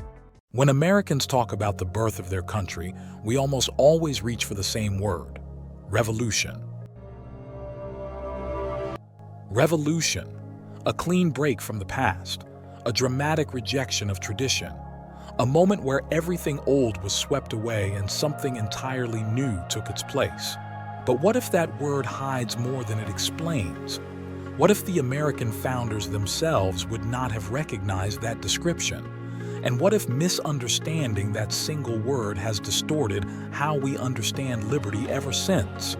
To understand the American founding, we first need to understand what it was not. The word we get wrong. Most revolutions begin with a belief that the past has failed completely, that inherited institutions are beyond repair, that tradition is an obstacle rather than a resource. Revolution in this sense means starting over. Revolutions assume society can be rebuilt from theory, that human nature can be reshaped if the right ideas are applied and the right people are placed in charge. History becomes something to overcome, not something to learn from. In these moments, restraint is treated as weakness. Limits are seen as inconveniences. Power is trusted because it is believed to be temporary, benevolent, or morally justified. The American founding did not begin with those assumptions. It did not start with confidence in power. It started with skepticism. What revolutions usually are? Revolutions typically rely on a dangerous hope that power itself is neutral and only corrupt when held by the wrong hands. If the right people are in charge, the thinking goes, concentrated authority can be used safely. This logic justifies extraordinary power in extraordinary times. Emergency measures, sweeping mandates, broad authority exercised in the name of progress, equality, or justice. But history shows a consistent pattern. Power gathered for noble reasons rarely remains limited. Temporary authority has a way of becoming permanent. Exceptional measures quietly turn into normal practice. Revolutions replace structural restraint with moral confidence. They trust intentions where they should demand limits. And once restraint is gone, there is very little left to stop power from expanding further. The American founders understood this pattern well, and they were determined not to repeat it. What the American founders believed. The founders began with a far less flattering view of human nature. They did not believe people become wiser, fairer, or more virtuous when given unchecked power. They believed the opposite. They assumed ambition would always exist, that self-interest could never be eliminated, that factions would form, compete, and collide, and that no amount of education or goodwill could change these facts permanently. Instead of trying to perfect human nature, they designed a system to manage it. Instead of trusting rulers to behave well, they assumed rulers would need to be restrained, not because they were uniquely corrupt, but because they were human. This belief runs through the founding generation. Power must be divided because it cannot be trusted whole. Authority must be checked because it will always push outward. Liberty must be protected not from villains alone, but from ordinary people acting in their own interest. That assumption shaped everything that followed. Restoration, not reinvention. The American founders did not see themselves as inventors of new rights. They saw themselves as defenders of old ones. Rights, in their view, did not come from governments. Governments existed to secure rights that already belonged to the people. This is why English common law mattered so deeply, why colonial charters were constantly cited, why legal tradition carried moral weight. The founders believed liberty had a history and that history deserved respect. Even their grievances were framed this way. They were not claiming new privileges. They were arguing that existing rights had been violated. Representation, due process, trial by jury. These were not radical demands. They were inherited expectations. The Constitution reflects this mindset. It does not read like a manifesto. It reads like a blueprint, procedural, constraining, often frustratingly dull, and intentionally so. It was designed to restrain power, not unleash it. Why this distinction matters. If liberty is inherited, it must be stewarded. If it is restored, it must be preserved. But if liberty is invented, it can be redesigned, expanded, revised, or replaced entirely. When liberty is treated as a product of will, power becomes the tool to reshape it. When liberty is treated as something older and higher than government, power must be limited in order to protect it. This distinction changes how societies approach reform. It determines whether institutions are improved carefully or discarded recklessly, whether restraint is seen as a safeguard or an obstacle. The American founding chose restraint over reinvention, process over passion, structure over impulse, not because the founders distrusted liberty, but because they understood power. The American founders did not believe they could finally get power right. They believed no one ever would, and so they designed a system that assumed failure was always possible. They did not try to create perfect leaders. They created imperfect institutions that could survive imperfect people. Liberty was protected not by trust, but by design. That choice places a responsibility on every generation that follows. Liberty is not self-executing. It does not survive on slogans. It endures only where restraint is respected and limits are defended. The American founding was not a revolution against human nature. It was a recognition of it. And that may be its most radical idea of all. The fight for liberty never ends. It only changes hands. The American founding drew upon a long tradition, but inheritance alone could not design a functioning republic. Independence created possibility. It also created uncertainty, Among the founders, James Madison became one of the most persistent students of political failure, studying how ambition, faction, and concentrated power had destroyed earlier republics. If you don't trust people in power, congratulations. That's exactly what the Constitution assumes. Madison did not assume that political leaders would always be wise or virtuous. He began with a more difficult reality. Human beings seek influence, defend interests, and resist those who threaten them. A durable constitution would therefore need to treat power almost as a science, redirecting ambition rather than pretending it could disappear. You can feel it everywhere right now. People don't trust institutions, and almost everyone treats that like a modern crisis, like something uniquely broken about our moment. Our founding father, James Madison, would call it a feature, not because he was cynical, but because he was realistic. Madison didn't build a system for perfect people. He built a system for real people. People with pride, blind spots, fears, loyalties, and incentives. People who can be noble on Monday and self-serving by Friday. That's why his most famous line still hits. If men were angels, no government would be necessary. He's not insulting humanity. He's diagnosing why government exists at all. Government exists because human beings are not angels, and power will always be tempting. So the question isn't, how do we find angelic leaders? The question is, how do we restrain ordinary leaders when power seduces them? Because power doesn't only attract the virtuous, it attracts the ambitious. And ambition doesn't disappear when someone gets elected, gets a robe, or gets a title. If anything, ambition gets better dressed and better at rationalizing itself. Here's the key. Madison doesn't ask you to trust people. He asks you to trust a design that expects people to be people. Good intentions are not the foundation. They're a bonus when they show up. If your system only works when everyone means well, then your system doesn't work. Madison knew that, which is why distrust isn't a bug in the American design. Distrust of concentrated power is built into the blueprint.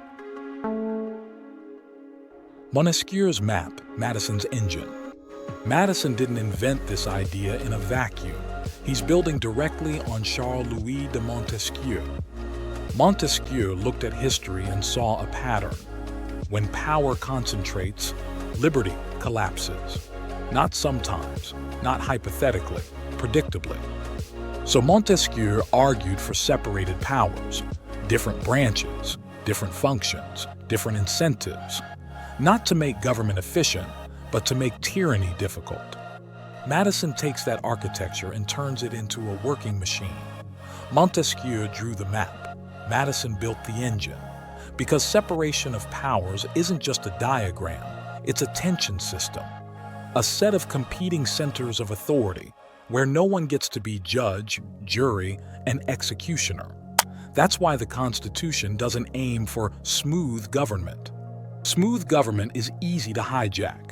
It's easy to capture, easy to steer, easy to weaponize. It aims for controlled friction, friction that slows down bad ideas and forces power to explain itself.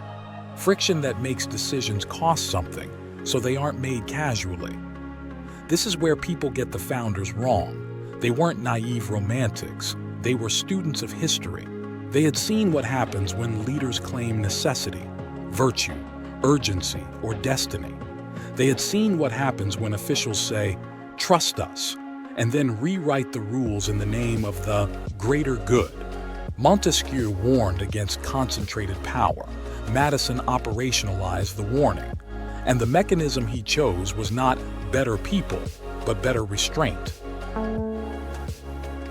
Ambition must counteract ambition. Now we hit the core idea. Madison's genius is that he weaponized ambition against itself. He assumes every branch will want more power, and he builds the system so that desire becomes a guardrail. Each branch gets real tools, the necessary constitutional means, to defend itself. Not by pleading, not by hoping, not by trusting motives, but by having leverage. This is the line everyone quotes but rarely absorbs. Ambition must be made to counteract ambition. In other words, you don't stop power with a speech. You stop power with power, distributed and restrained. The executive wants to act fast. Congress wants to guard its authority. Courts want to protect their role. And the collision of those interests creates accountability. This is also why good intentions are irrelevant as a foundation. A saint can be replaced by a scoundrel overnight. A wise leader can be followed by a reckless one. A trusted institution can be captured by a faction without changing its name, logo, or mission statement. So Madison builds something that survives personality and survives mood. A system that assumes tomorrow's leaders might be worse than today's and prepares for it. And that's not pessimism, it's prudence. Because the real danger isn't the villain who admits he's a villain. It's the leader who believes the ends justify the means. It's the official convinced urgency cancels procedure. It's the bureaucracy that believes expertise replaces accountability. Madison's answer is structural humility. No one gets unlimited trust. Not the president, not Congress, not the courts, not the experts, especially not the people you like. Checks and balances are not an insult. They are an acknowledgement of what power does to the human heart. The Constitution doesn't ask, "Are you sincere?" It asks, "Are you restrained?" Why distrust is patriotic again. So what does this mean for today's distrust of institutions? It means you're not crazy for feeling it, and you're not un-American for demanding limits. In the American tradition, distrust of power is a civic virtue because power is the thing most likely to abuse you. Not distrust of your neighbor, distrust of concentrated authority. The danger today isn't that people question institutions. The danger is when institutions demand not just compliance, but confidence. When they treat skepticism as disloyalty and oversight as sabotage. When they call checks and balances threats to democracy instead of what they actually are, democracy's seatbelt. They keep power from becoming personal. They keep policy from becoming punishment. They keep temporary majorities from becoming permanent rulers. And here's the uncomfortable truth. The system only works if the branches actually fight for their roles. If Congress hands its authority away, the balance collapses. If courts stop judging and start legislating, the balance collapses. If executives treat emergencies like blank checks, the balance collapses.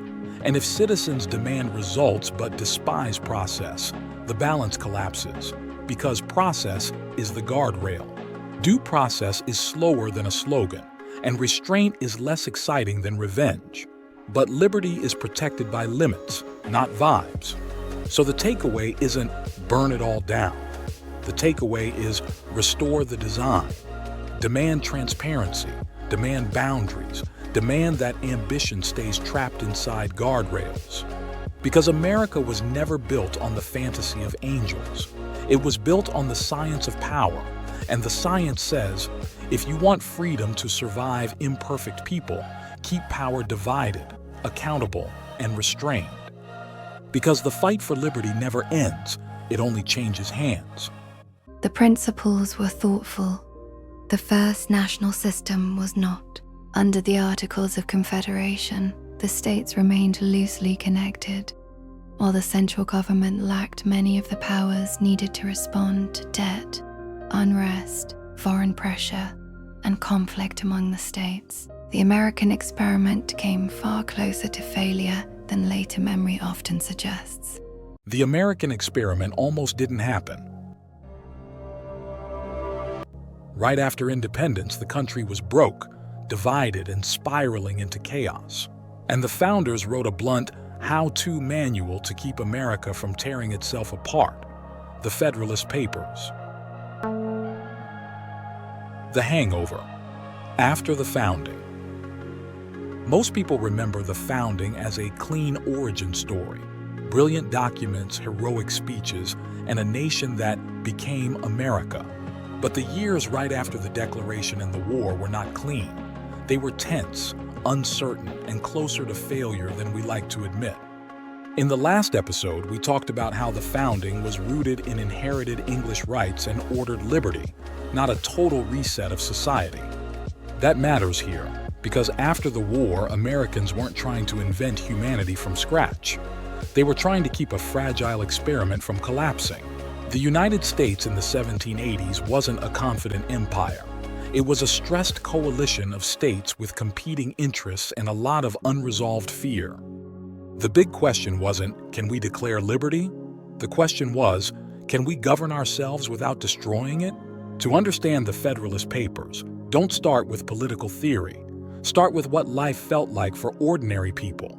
Imagine you're a soldier coming home. You survived hunger, disease, brutal winters, and battles that still wake you up at night. You return expecting peace, and instead you find bills, uncertainty, and a government that can't always keep its promises. For many veterans, pay was late, partial, or replaced with paper promises. A war fought for liberty ended with a lot of men feeling forgotten by the very system they defended. Now imagine you're a farmer. The war disrupted markets and trade. Cash is scarce. Prices jump. Your debts didn't pause for independence, and the people collecting don't care about your sacrifice. Courts become the sharp edge of government in daily life. So when people talk about politics, they aren't debating philosophy. They're debating survival. While citizens were struggling, the states were pulling in different directions. 13 states, 13 directions. States set their own rules, protect their own interests, and in many ways behave like separate countries. If you're a merchant, this feels like chaos. Cross one border and the taxes change. The regulations change. Sometimes even the money changes. If you're a state leader, you might prefer it that way. You fought to protect local self-government, and you're suspicious of any distant national authority that can override your state. This is the core tension. Americans fear two threats at the same time. They fear disorder from below and tyranny from above. They fear the mob. They fear the crown. And after the war, both fears feel plausible. The Article's problem: weak on purpose, weak in practice. Under the Articles of Confederation, the national government is weak by design. It can't reliably raise revenue. It can't consistently enforce decisions. It often has to request rather than command. That weakness shows up everywhere. Debt hangs over the country. Credit is fragile. Trade disputes flare up. National action is slow and uncertain. Foreign powers notice. A divided republic invites pressure, manipulation, and testing at the edges. Independence is real, but the experiment looks vulnerable. Inside the country, frustration grows. Some blame elites, some blame the masses, some blame the states, some blame the national government for being too small to solve anything. And the big truth starts to settle in. The war didn't end politics, it intensified politics. Enter the Federalist Papers, not essays, an owner's manual. This is the environment where the Constitution is proposed, not as a utopia, but as a rescue plan for a republic that can't stay stuck in permanent instability. But writing a constitution isn't enough. You have to persuade people, state by state, that it won't become the tyranny they just fought to escape. That's what the Federalist Papers are. They are public persuasion, but they're also explanation. They're not just arguments. They're a manual. They try to answer the everyday American question: how do we build a government strong enough to function, but restrained enough to stay free? Federalist 10, the starting diagnosis: factions are inevitable. Here's where Madison starts in Federalist 10, and it's brutally honest. In a free society, factions are inevitable. The word faction sounds academic, but you already know what it means. It means groups, alliances, tribes, and coalitions that want power and will rationalize almost anything to get it. People have different interests, different beliefs, different incentives, different ambitions. That doesn't disappear in a republic. It grows in a republic. Some people hear that and want the solution to be unity through force, silence dissent, shame disagreement, purify politics. Madison says that cure is worse than the disease, because if you remove factions by crushing them, you remove liberty by crushing it. A free society will always produce disagreement. The goal is not to eliminate conflict. The goal is to prevent conflict from becoming permanent oppression. The real danger is not that people disagree. The real danger is that a majority faction becomes a machine that uses law as a weapon, and the post-war reality makes that danger feel real. When economies wobble and anger rises, people demand quick fixes. Quick fixes often become shortcuts. Shortcuts often become power grabs. Don't erase conflict. Disperse power. Madison's solution isn't a nation without factions. It's a system where factions can't easily seize total control. He argues that a large republic can actually be safer than a small one. In smaller societies, it's easier for one faction to coordinate and dominate. In larger societies, interests multiply and coalitions shift. That doesn't erase conflict. It disperses it, forcing competition, negotiation, and compromise instead of conquest and punishment. Think of it like a fire you can't extinguish. The answer isn't pretending fire doesn't exist. The answer is building fire breaks so it can't consume the whole structure. This is not Madison saying people are evil. It's Madison saying people are people, and power magnifies whatever is already there. So part one is the setting and the diagnosis. A young nation under pressure divided by interests and one bad turn away from either chaos or consolidation.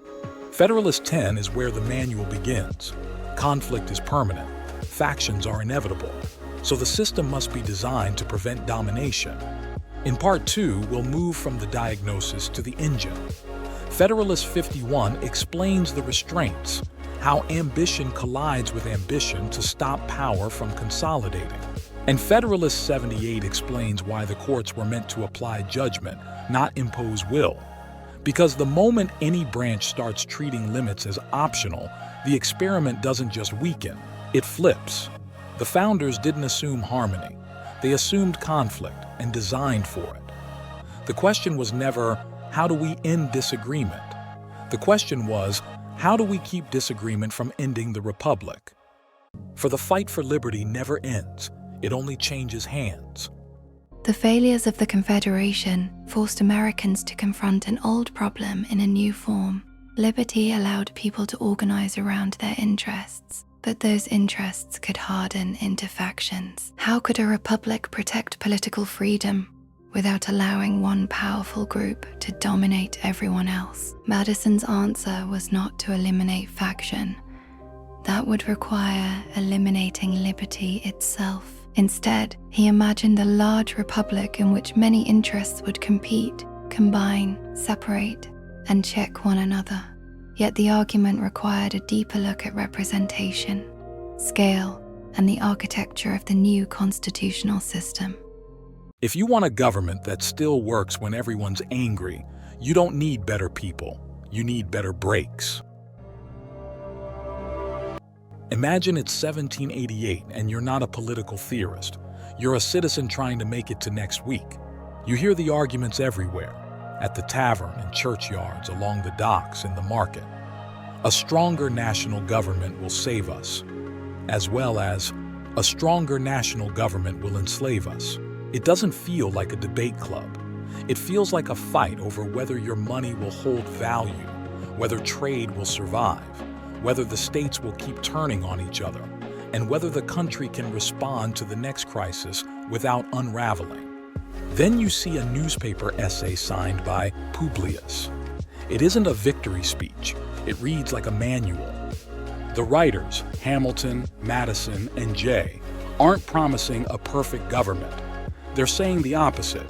Power will always try to grow, and people will always try to use government to win.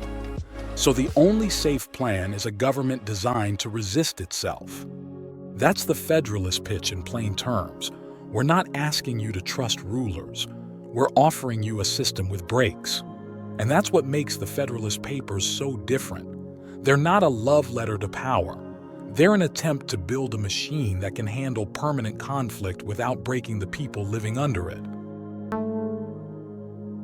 A government built for permanent conflict. The Federalists start from an uncomfortable truth. In a free society, disagreement is normal. Different regions want different trade rules. Different communities fear different threats. Farmers and merchants don't always want the same policies. And religious and cultural differences don't disappear just because you declared independence. So the question isn't, how do we eliminate conflict? The question is, how do we keep conflict from turning into domination? The Anti-Federalists warned that a stronger national government could become distant, elite, and forceful, too far away to control, too powerful to resist. The Federalists didn't dismiss that fear. They treated it like a design requirement. They basically said, yes, that's what power does if you build a system that depends on virtue. So we won't build a system that depends on virtue. We'll build a system that assumes politicians want credit, leaders want legacy, factions want wins, and power expands unless it's constrained. That's why this part of the story matters. The Constitution wasn't written for a society of angels. It was written for a society where people are always pushing, always competing, always trying to win. And the machine they designed, this is where Federalists 51 and 78 come in, was meant to channel those pressures so the country doesn't snap every time the temperature rises.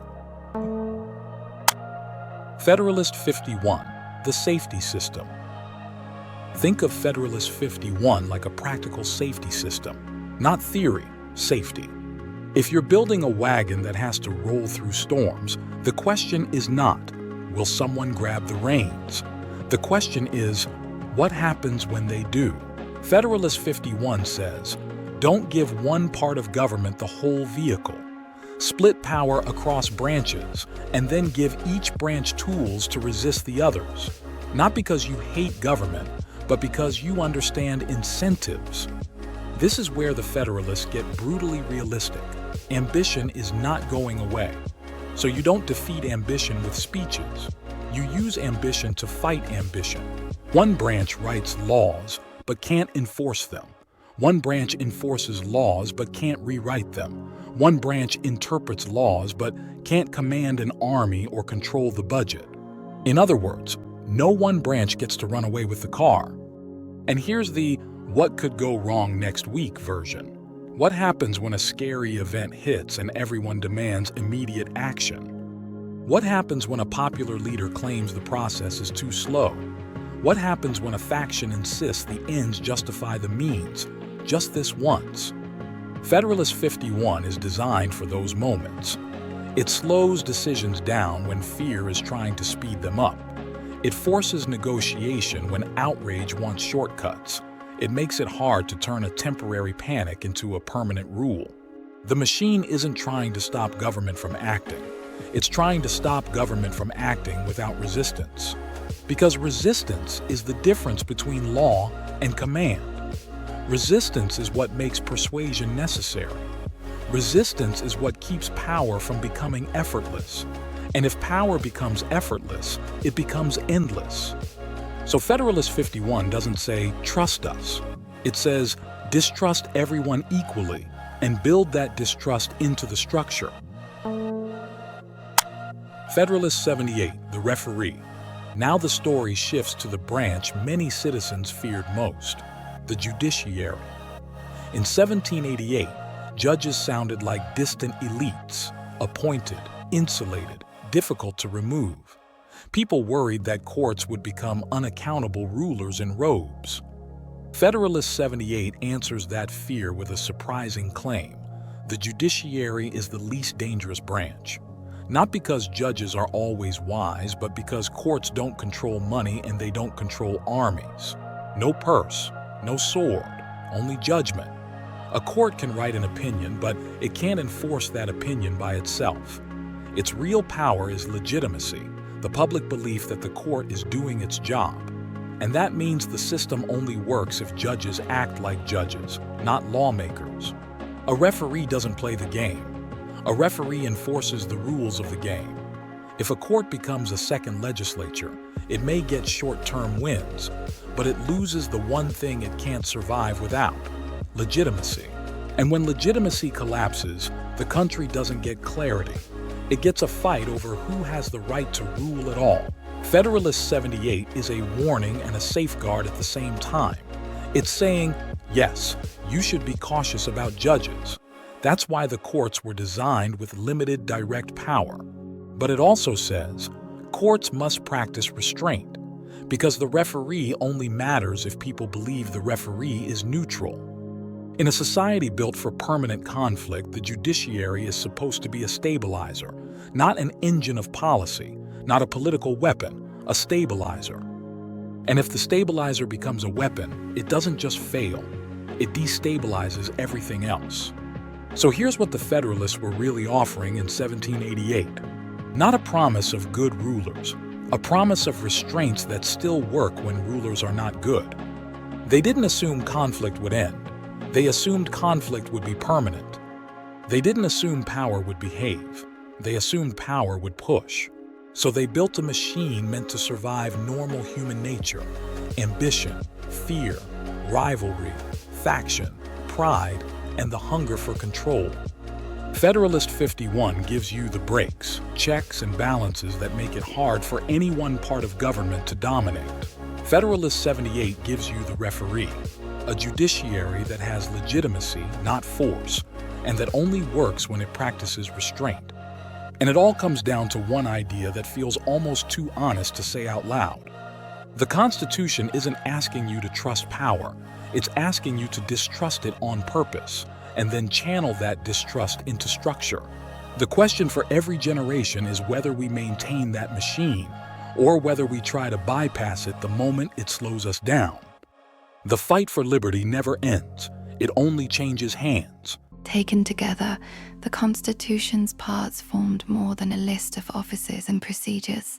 They created a working structure: branches, elections, states, courts, competing interests, and overlapping responsibilities. It was a political machine designed not to run without friction, but to use friction as a form of protection.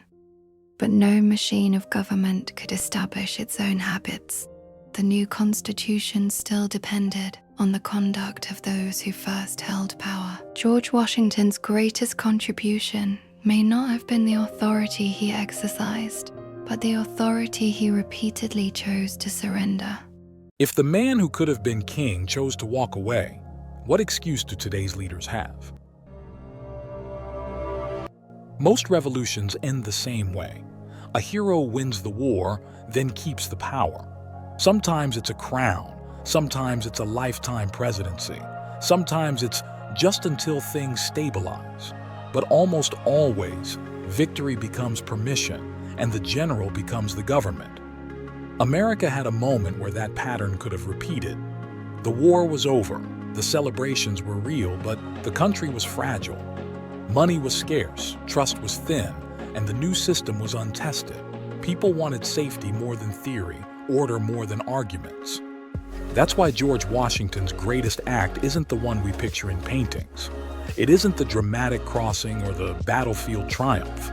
It's the moment he chose restraint when the easiest path, maybe even the expected path, was to hold on. This is the story of how the American experiment survived its first great temptation, the temptation to believe that power is safest in the hands of the man who earned it.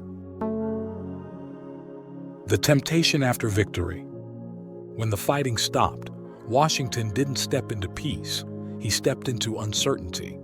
The Continental Army had endured freezing camps, hunger, disease, and years of sacrifice. And now, many soldiers felt abandoned. Pay was delayed, promises felt shaky, and the future looked like a question mark. The national government was weak, and the states behaved like rivals more than partners. People argued about debt, taxes, trade, and authority, and many feared the country might splinter into smaller, bickering pieces. The revolution had defeated a king, but it hadn't yet proved that Americans could govern themselves. In moments like that, history tends to offer the same solution: a strong man, not always out of evil, but out of fear. Let someone take control. Let one respected figure impose order. Let the hero finish the job. Washington was that figure. He had the reputation, the trust, and the loyalty of the army. If he had wanted to keep authority, he wouldn't have needed to seize it. In a fragile nation, people often beg to be ruled, as long as the ruler feels familiar and safe. This is the real danger after victory. Not the enemy outside the gates, but the quiet belief that liberty is too messy to survive without a single hand at the wheel. And if that belief takes root early, it becomes the country's default setting. Washington understood what was at stake. The final test of the revolution wasn't whether the army could win. It was whether the commander could stop. The resignation that shocked the world. The moment came not with a roar, but with a decision. Washington went before Congress and resigned his commission. He returned the authority he had carried through the war and placed the future in civilian hands. It's hard to feel how shocking that was in the modern world, because today leaders treat office like identity. But in the history of revolutions, victorious commanders rarely step down. They usually protect the revolution by staying in charge. And then the temporary exception becomes the permanent arrangement. Washington's resignation sent a message that couldn't be misunderstood. The military would not rule the republic. The army was not the nation's owner. Power was not his personal reward for sacrifice. He didn't just say he believed in self-government, he acted like he believed it. And that is the difference between a republic and a slogan. A slogan praises liberty. A republic requires restraint. With that single act, Washington helped set the first great precedent of American life. The leader is a citizen first, and authority is a temporary trust. He made it normal, at least for that moment, for power to have an endpoint. In a way, he did something even rarer than winning a war. He proved that the American experiment could survive its hero, that it was not built around a man, but around a principle. The presidency and the genius of limits. Years later, the country called Washington back into service. This time, the danger wasn't military defeat, but political failure. The Constitution had been adopted, but it was still an unproven machine. Every decision would become an example. Every precedent would teach the next generation what to expect. Washington could have turned the presidency into a lifetime post, and few people would have resisted. The public trusted him, and the young nation feared instability. In that climate, permanence often feels comforting. But Washington chose the opposite lesson. He served, he helped the new system find its footing, and then he left, after 2 terms. He stepped away from the most powerful office in the country while he was still admired, while he still could have stayed, while people still wanted him. That decision matters more than it sounds. A republic is not only laws on paper, it is habits in the people. One of the most important habits is learning that leadership is temporary, that the office is bigger than the person, and that no one is indispensable. When leaders become permanent, politics becomes existential. Every fight feels like a final battle. Every disagreement becomes a threat, and every election becomes a crisis. But when leadership is temporary by expectation, citizens can disagree without panicking and transfer power without violence. Washington's exit helped normalize peaceful transition. It made the presidency feel like an office, not a throne. It trained the nation to survive change, which is the true stress test of free government. Warning against factions and the moral ceiling over power. Near the end of his public life, Washington warned the country about factions, about the way political tribes can harden into identity. He wasn't warning against disagreement. Disagreement is part of liberty. He was warning against loyalty replacing judgment. Factions tempt citizens to stop thinking and start belonging. They tempt leaders to weaponize division. They persuade people that the other side isn't wrong, but illegitimate, and that idea is how republics break. When factions rise, people start begging for shortcuts. Fix this fast. Take control. Force unity. That's when the same ancient temptation returns, wearing a new costume. Liberty feels slow, so power starts to feel efficient. Washington's life stands as an answer to that temptation. He showed that strong leadership doesn't require permanent authority. He showed that restraint is not weakness, it's strength with boundaries. He showed that the real victory is not getting power, but limiting what power can do, including your own. And that brings the story to us. The Washington Standard is not find the perfect leader.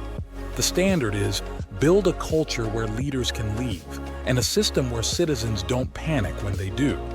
Because liberty doesn't only die when bad men seize power. It also dies when good men refuse to let go of it, and when free people trade responsibility for the comfort of being ruled. George Washington walked away, twice, when history expected him to stay. And in doing that, he didn't just end a war or complete a presidency. He placed a moral ceiling over power itself. Don't just ask if your side is right. Ask if you're still willing to live under limits when you feel certain you are right. That's the hardest part of liberty, and the part Washington understood. The fight for liberty never ends, it only changes hands. Washington helped establish the precedent that political power could be held temporarily and relinquished peacefully. Several decades later, a young visitor from France came to study the society growing around those institutions. Alexis de Tocqueville wanted to understand not merely the American government, but the habits that made self-government possible. America didn't become free because we had perfect laws. We became free because enough people had the habits to live free. And 200 years ago, one outsider saw the pattern clearly: Alexis de Tocqueville.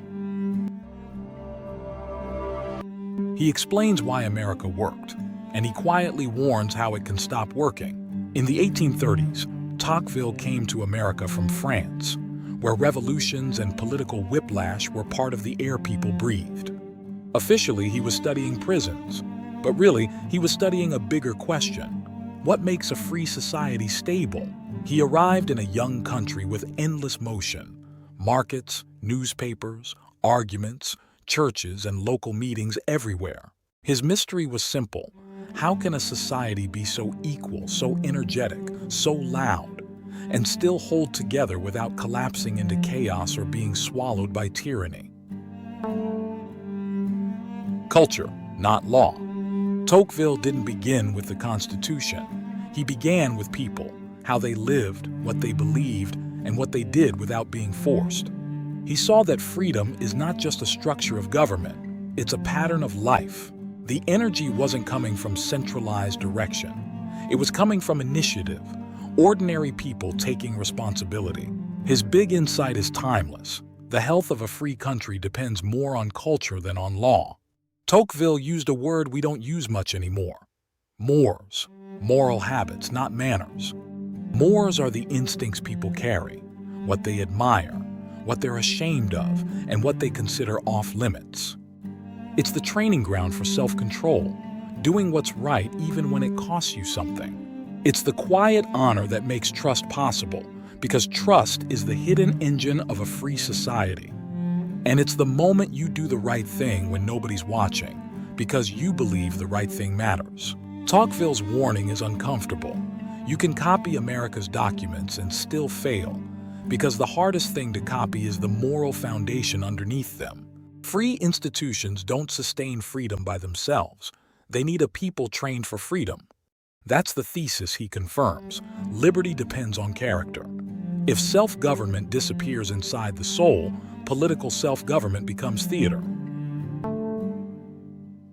Associations, the muscle of self-government. Tocqueville noticed something that shocked Europeans. Americans form associations for everything. Not just for profit, public safety, charity, education, community life. People didn't wait for a distant authority to act. They organized. And in organizing, they learned how to cooperate and take responsibility. Associations train ordinary people to speak, persuade, disagree, and still get something done. That matters because self-government isn't a slogan, it's a skill. These groups also keep power local, because when citizens solve problems together, they don't beg distant systems to solve everything for them. Associations are the muscle of a free society. When that muscle is strong, the state doesn't need to carry everything. This ties directly to Burke's little platoons, the small communities that shape character and teach responsibility before politics ever enters the room. These small circles give people identity and purpose that isn't dependent on ideology. Tocqueville warns, when these associations weaken, a vacuum forms. And vacuums don't stay empty. The state expands to fill what civil society no longer provides. Slowly, people trade responsibility for management until it feels normal to be governed more and participate less. Religion, not theocracy, but moral formation. Tocqueville noticed something else modern audiences miss. Religion in America didn't crush freedom, it steadied it. Not because priests ran the government, but because faith shaped conscience and encouraged service. A free society needs inner restraint because you can't have liberty without limits. Tocqueville saw religion placing a moral ceiling over power. There are things you cannot do, even if you can. It also balanced rights with duties, because if a people only demand rights, someone eventually shows up to manage the chaos. This connects to something we've touched before. A free society isn't held together by rights alone, but by duties, forgiveness, humility, and shared moral ground. When those moral habits are strong, trust grows, and trust is social capital, an invisible wealth that keeps freedom workable. When the moral foundation erodes, you don't just lose values, you lose trust, and when trust collapses, everything becomes politics. The quiet warning, soft despotism. Tocqueville's most chilling warning wasn't about a dictator marching in with boots. It was about something softer, more comfortable. He feared a society so individualistic that citizens withdraw into private life until they forget how to act together. In that vacuum, a power rises that doesn't tyrannize like a tyrant. It administers, it manages, it smooths life into something safe and small. Tocqueville called it soft despotism. You still vote, you still speak, but your life is quietly enclosed by systems you didn't build and can't meaningfully challenge. It doesn't break your will in one dramatic moment. It trains you not to use your will until dependence feels natural. The trade is always the same, responsibility for comfort. And once enough citizens make that trade, liberty doesn't fall, it fades. Tocqueville isn't trying to scare you. He's diagnosing mechanics. What made America work wasn't magic, culture, associations, religion, civic virtue. The comeback is local. If Tocqueville is right, the comeback isn't mainly political. It's local, it's personal. It's rebuilding the habits that make freedom livable. Because self-government is a skill, and like any skill, it weakens when you stop practicing. The answer isn't to wait for better leaders.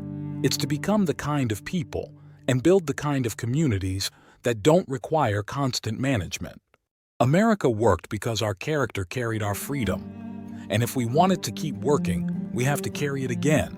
Tocqueville saw that American liberty rested on more than constitutional design. It depended upon local participation, voluntary associations, religious conviction, family life, civic responsibility, and the willingness of ordinary people to govern themselves. These habits helped explain why America worked. They also revealed why its success could never be guaranteed. The institutions Tocqueville observed endured, but the culture surrounding them continued to change. Centralization grew, associations weakened or evolved, Citizens increasingly looked toward distant institutions to solve problems once handled closer to home. Tocqueville's observations, therefore, leave us with one final question. Does the America he described still work? Alexis de Tocqueville explained why America worked. 2 centuries later, the only question is, does it still? Does America still work? Not, is it perfect? Not, is it winning? I mean, does it still work the way Tocqueville described? The way a free society is supposed to work, from the inside out? This is Tocqueville applied to America today. A framework, a checkup, and a few questions that might be uncomfortable, in the best way. Alexis de Tocqueville was a French traveler in the 1830s. He came to America to study prisons, but he ended up studying something bigger: the invisible forces that make a democracy stable or unstable. Tocqueville didn't just describe laws. He diagnosed culture. He looked at people, habits, associations, religion, and civic life, and asked why liberty survived here when it often collapsed elsewhere. In Part 1, we covered his main thesis. Liberty depends on character, and that character is formed and protected through 3 big things: cultural habits, local associations, and moral formation, plus one quiet warning about what happens when those weaken. So Part 2 is simple. We take Tocqueville's framework and ask, what does the dashboard read today? Not to assign blame, not to pick teams, just to see clearly. Tocqueville said the deepest foundation of liberty wasn't legal, it was cultural. He called it mores, the moral habits of the heart. Mores are what people do without being forced, what they respect, what they refuse, the internal guardrails that make external freedom safe. Here's a Tocqueville question. What does our culture reward right now? Patience or performance? Character or clout? Restraint or outrage? Another question. How much trust is left in the average community? Because trust is the hidden currency of freedom. When trust is high, you need fewer rules. When trust collapses, control rushes in. Do we speak more about rights than responsibilities now? And if we do, what happens when a society trains citizens to demand benefits but not practice self-government? If the goal is a free society, where is the primary work done? In public fights or private formation?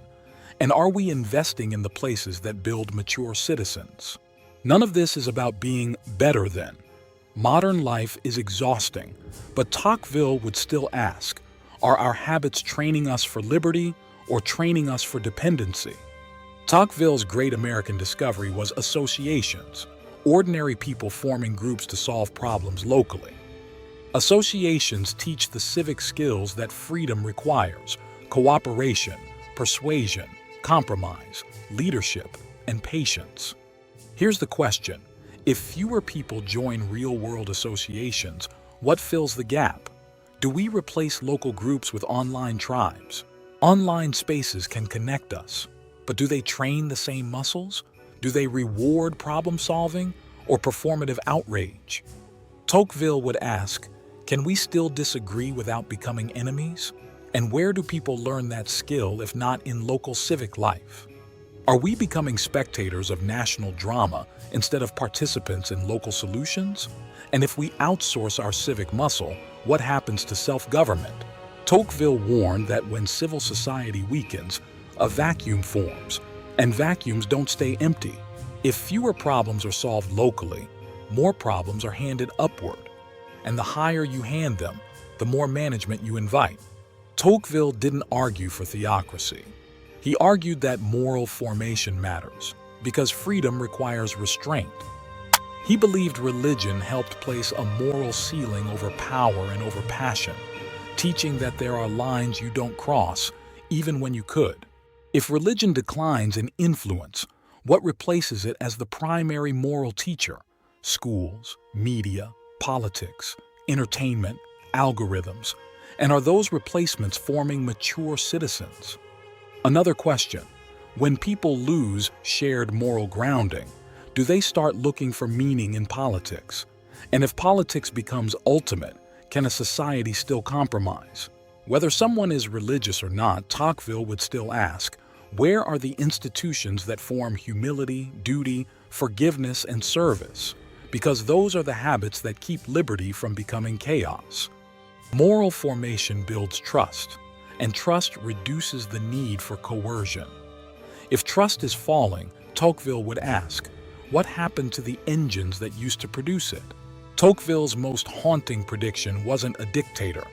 It was soft despotism, comfortable control. His question might be, does convenience train strength or dependence? Not because convenience is evil, but because it can slowly teach people to expect life to be managed. Soft despotism doesn't come with a crown. It comes with paperwork. It grows through systems that make life smoother but also narrower. Tocqueville feared isolated individuals, people who withdraw into private life and stop acting together. Isolation makes citizens easier to manage because they stop practicing power. Here's a reflective question. How often do we consent to things we don't understand because it's easier? What happens to a free people when frictionless becomes the highest good? Freedom is not just a condition, it's a skill. If people stop practicing the skills of self-rule, should we be surprised when more rule arrives? The quiet trade is always the same, responsibility for comfort. And the scary part is that no one has to force it. People choose it, one small choice at a time. Tocqueville's framework isn't just a warning, it's also a roadmap.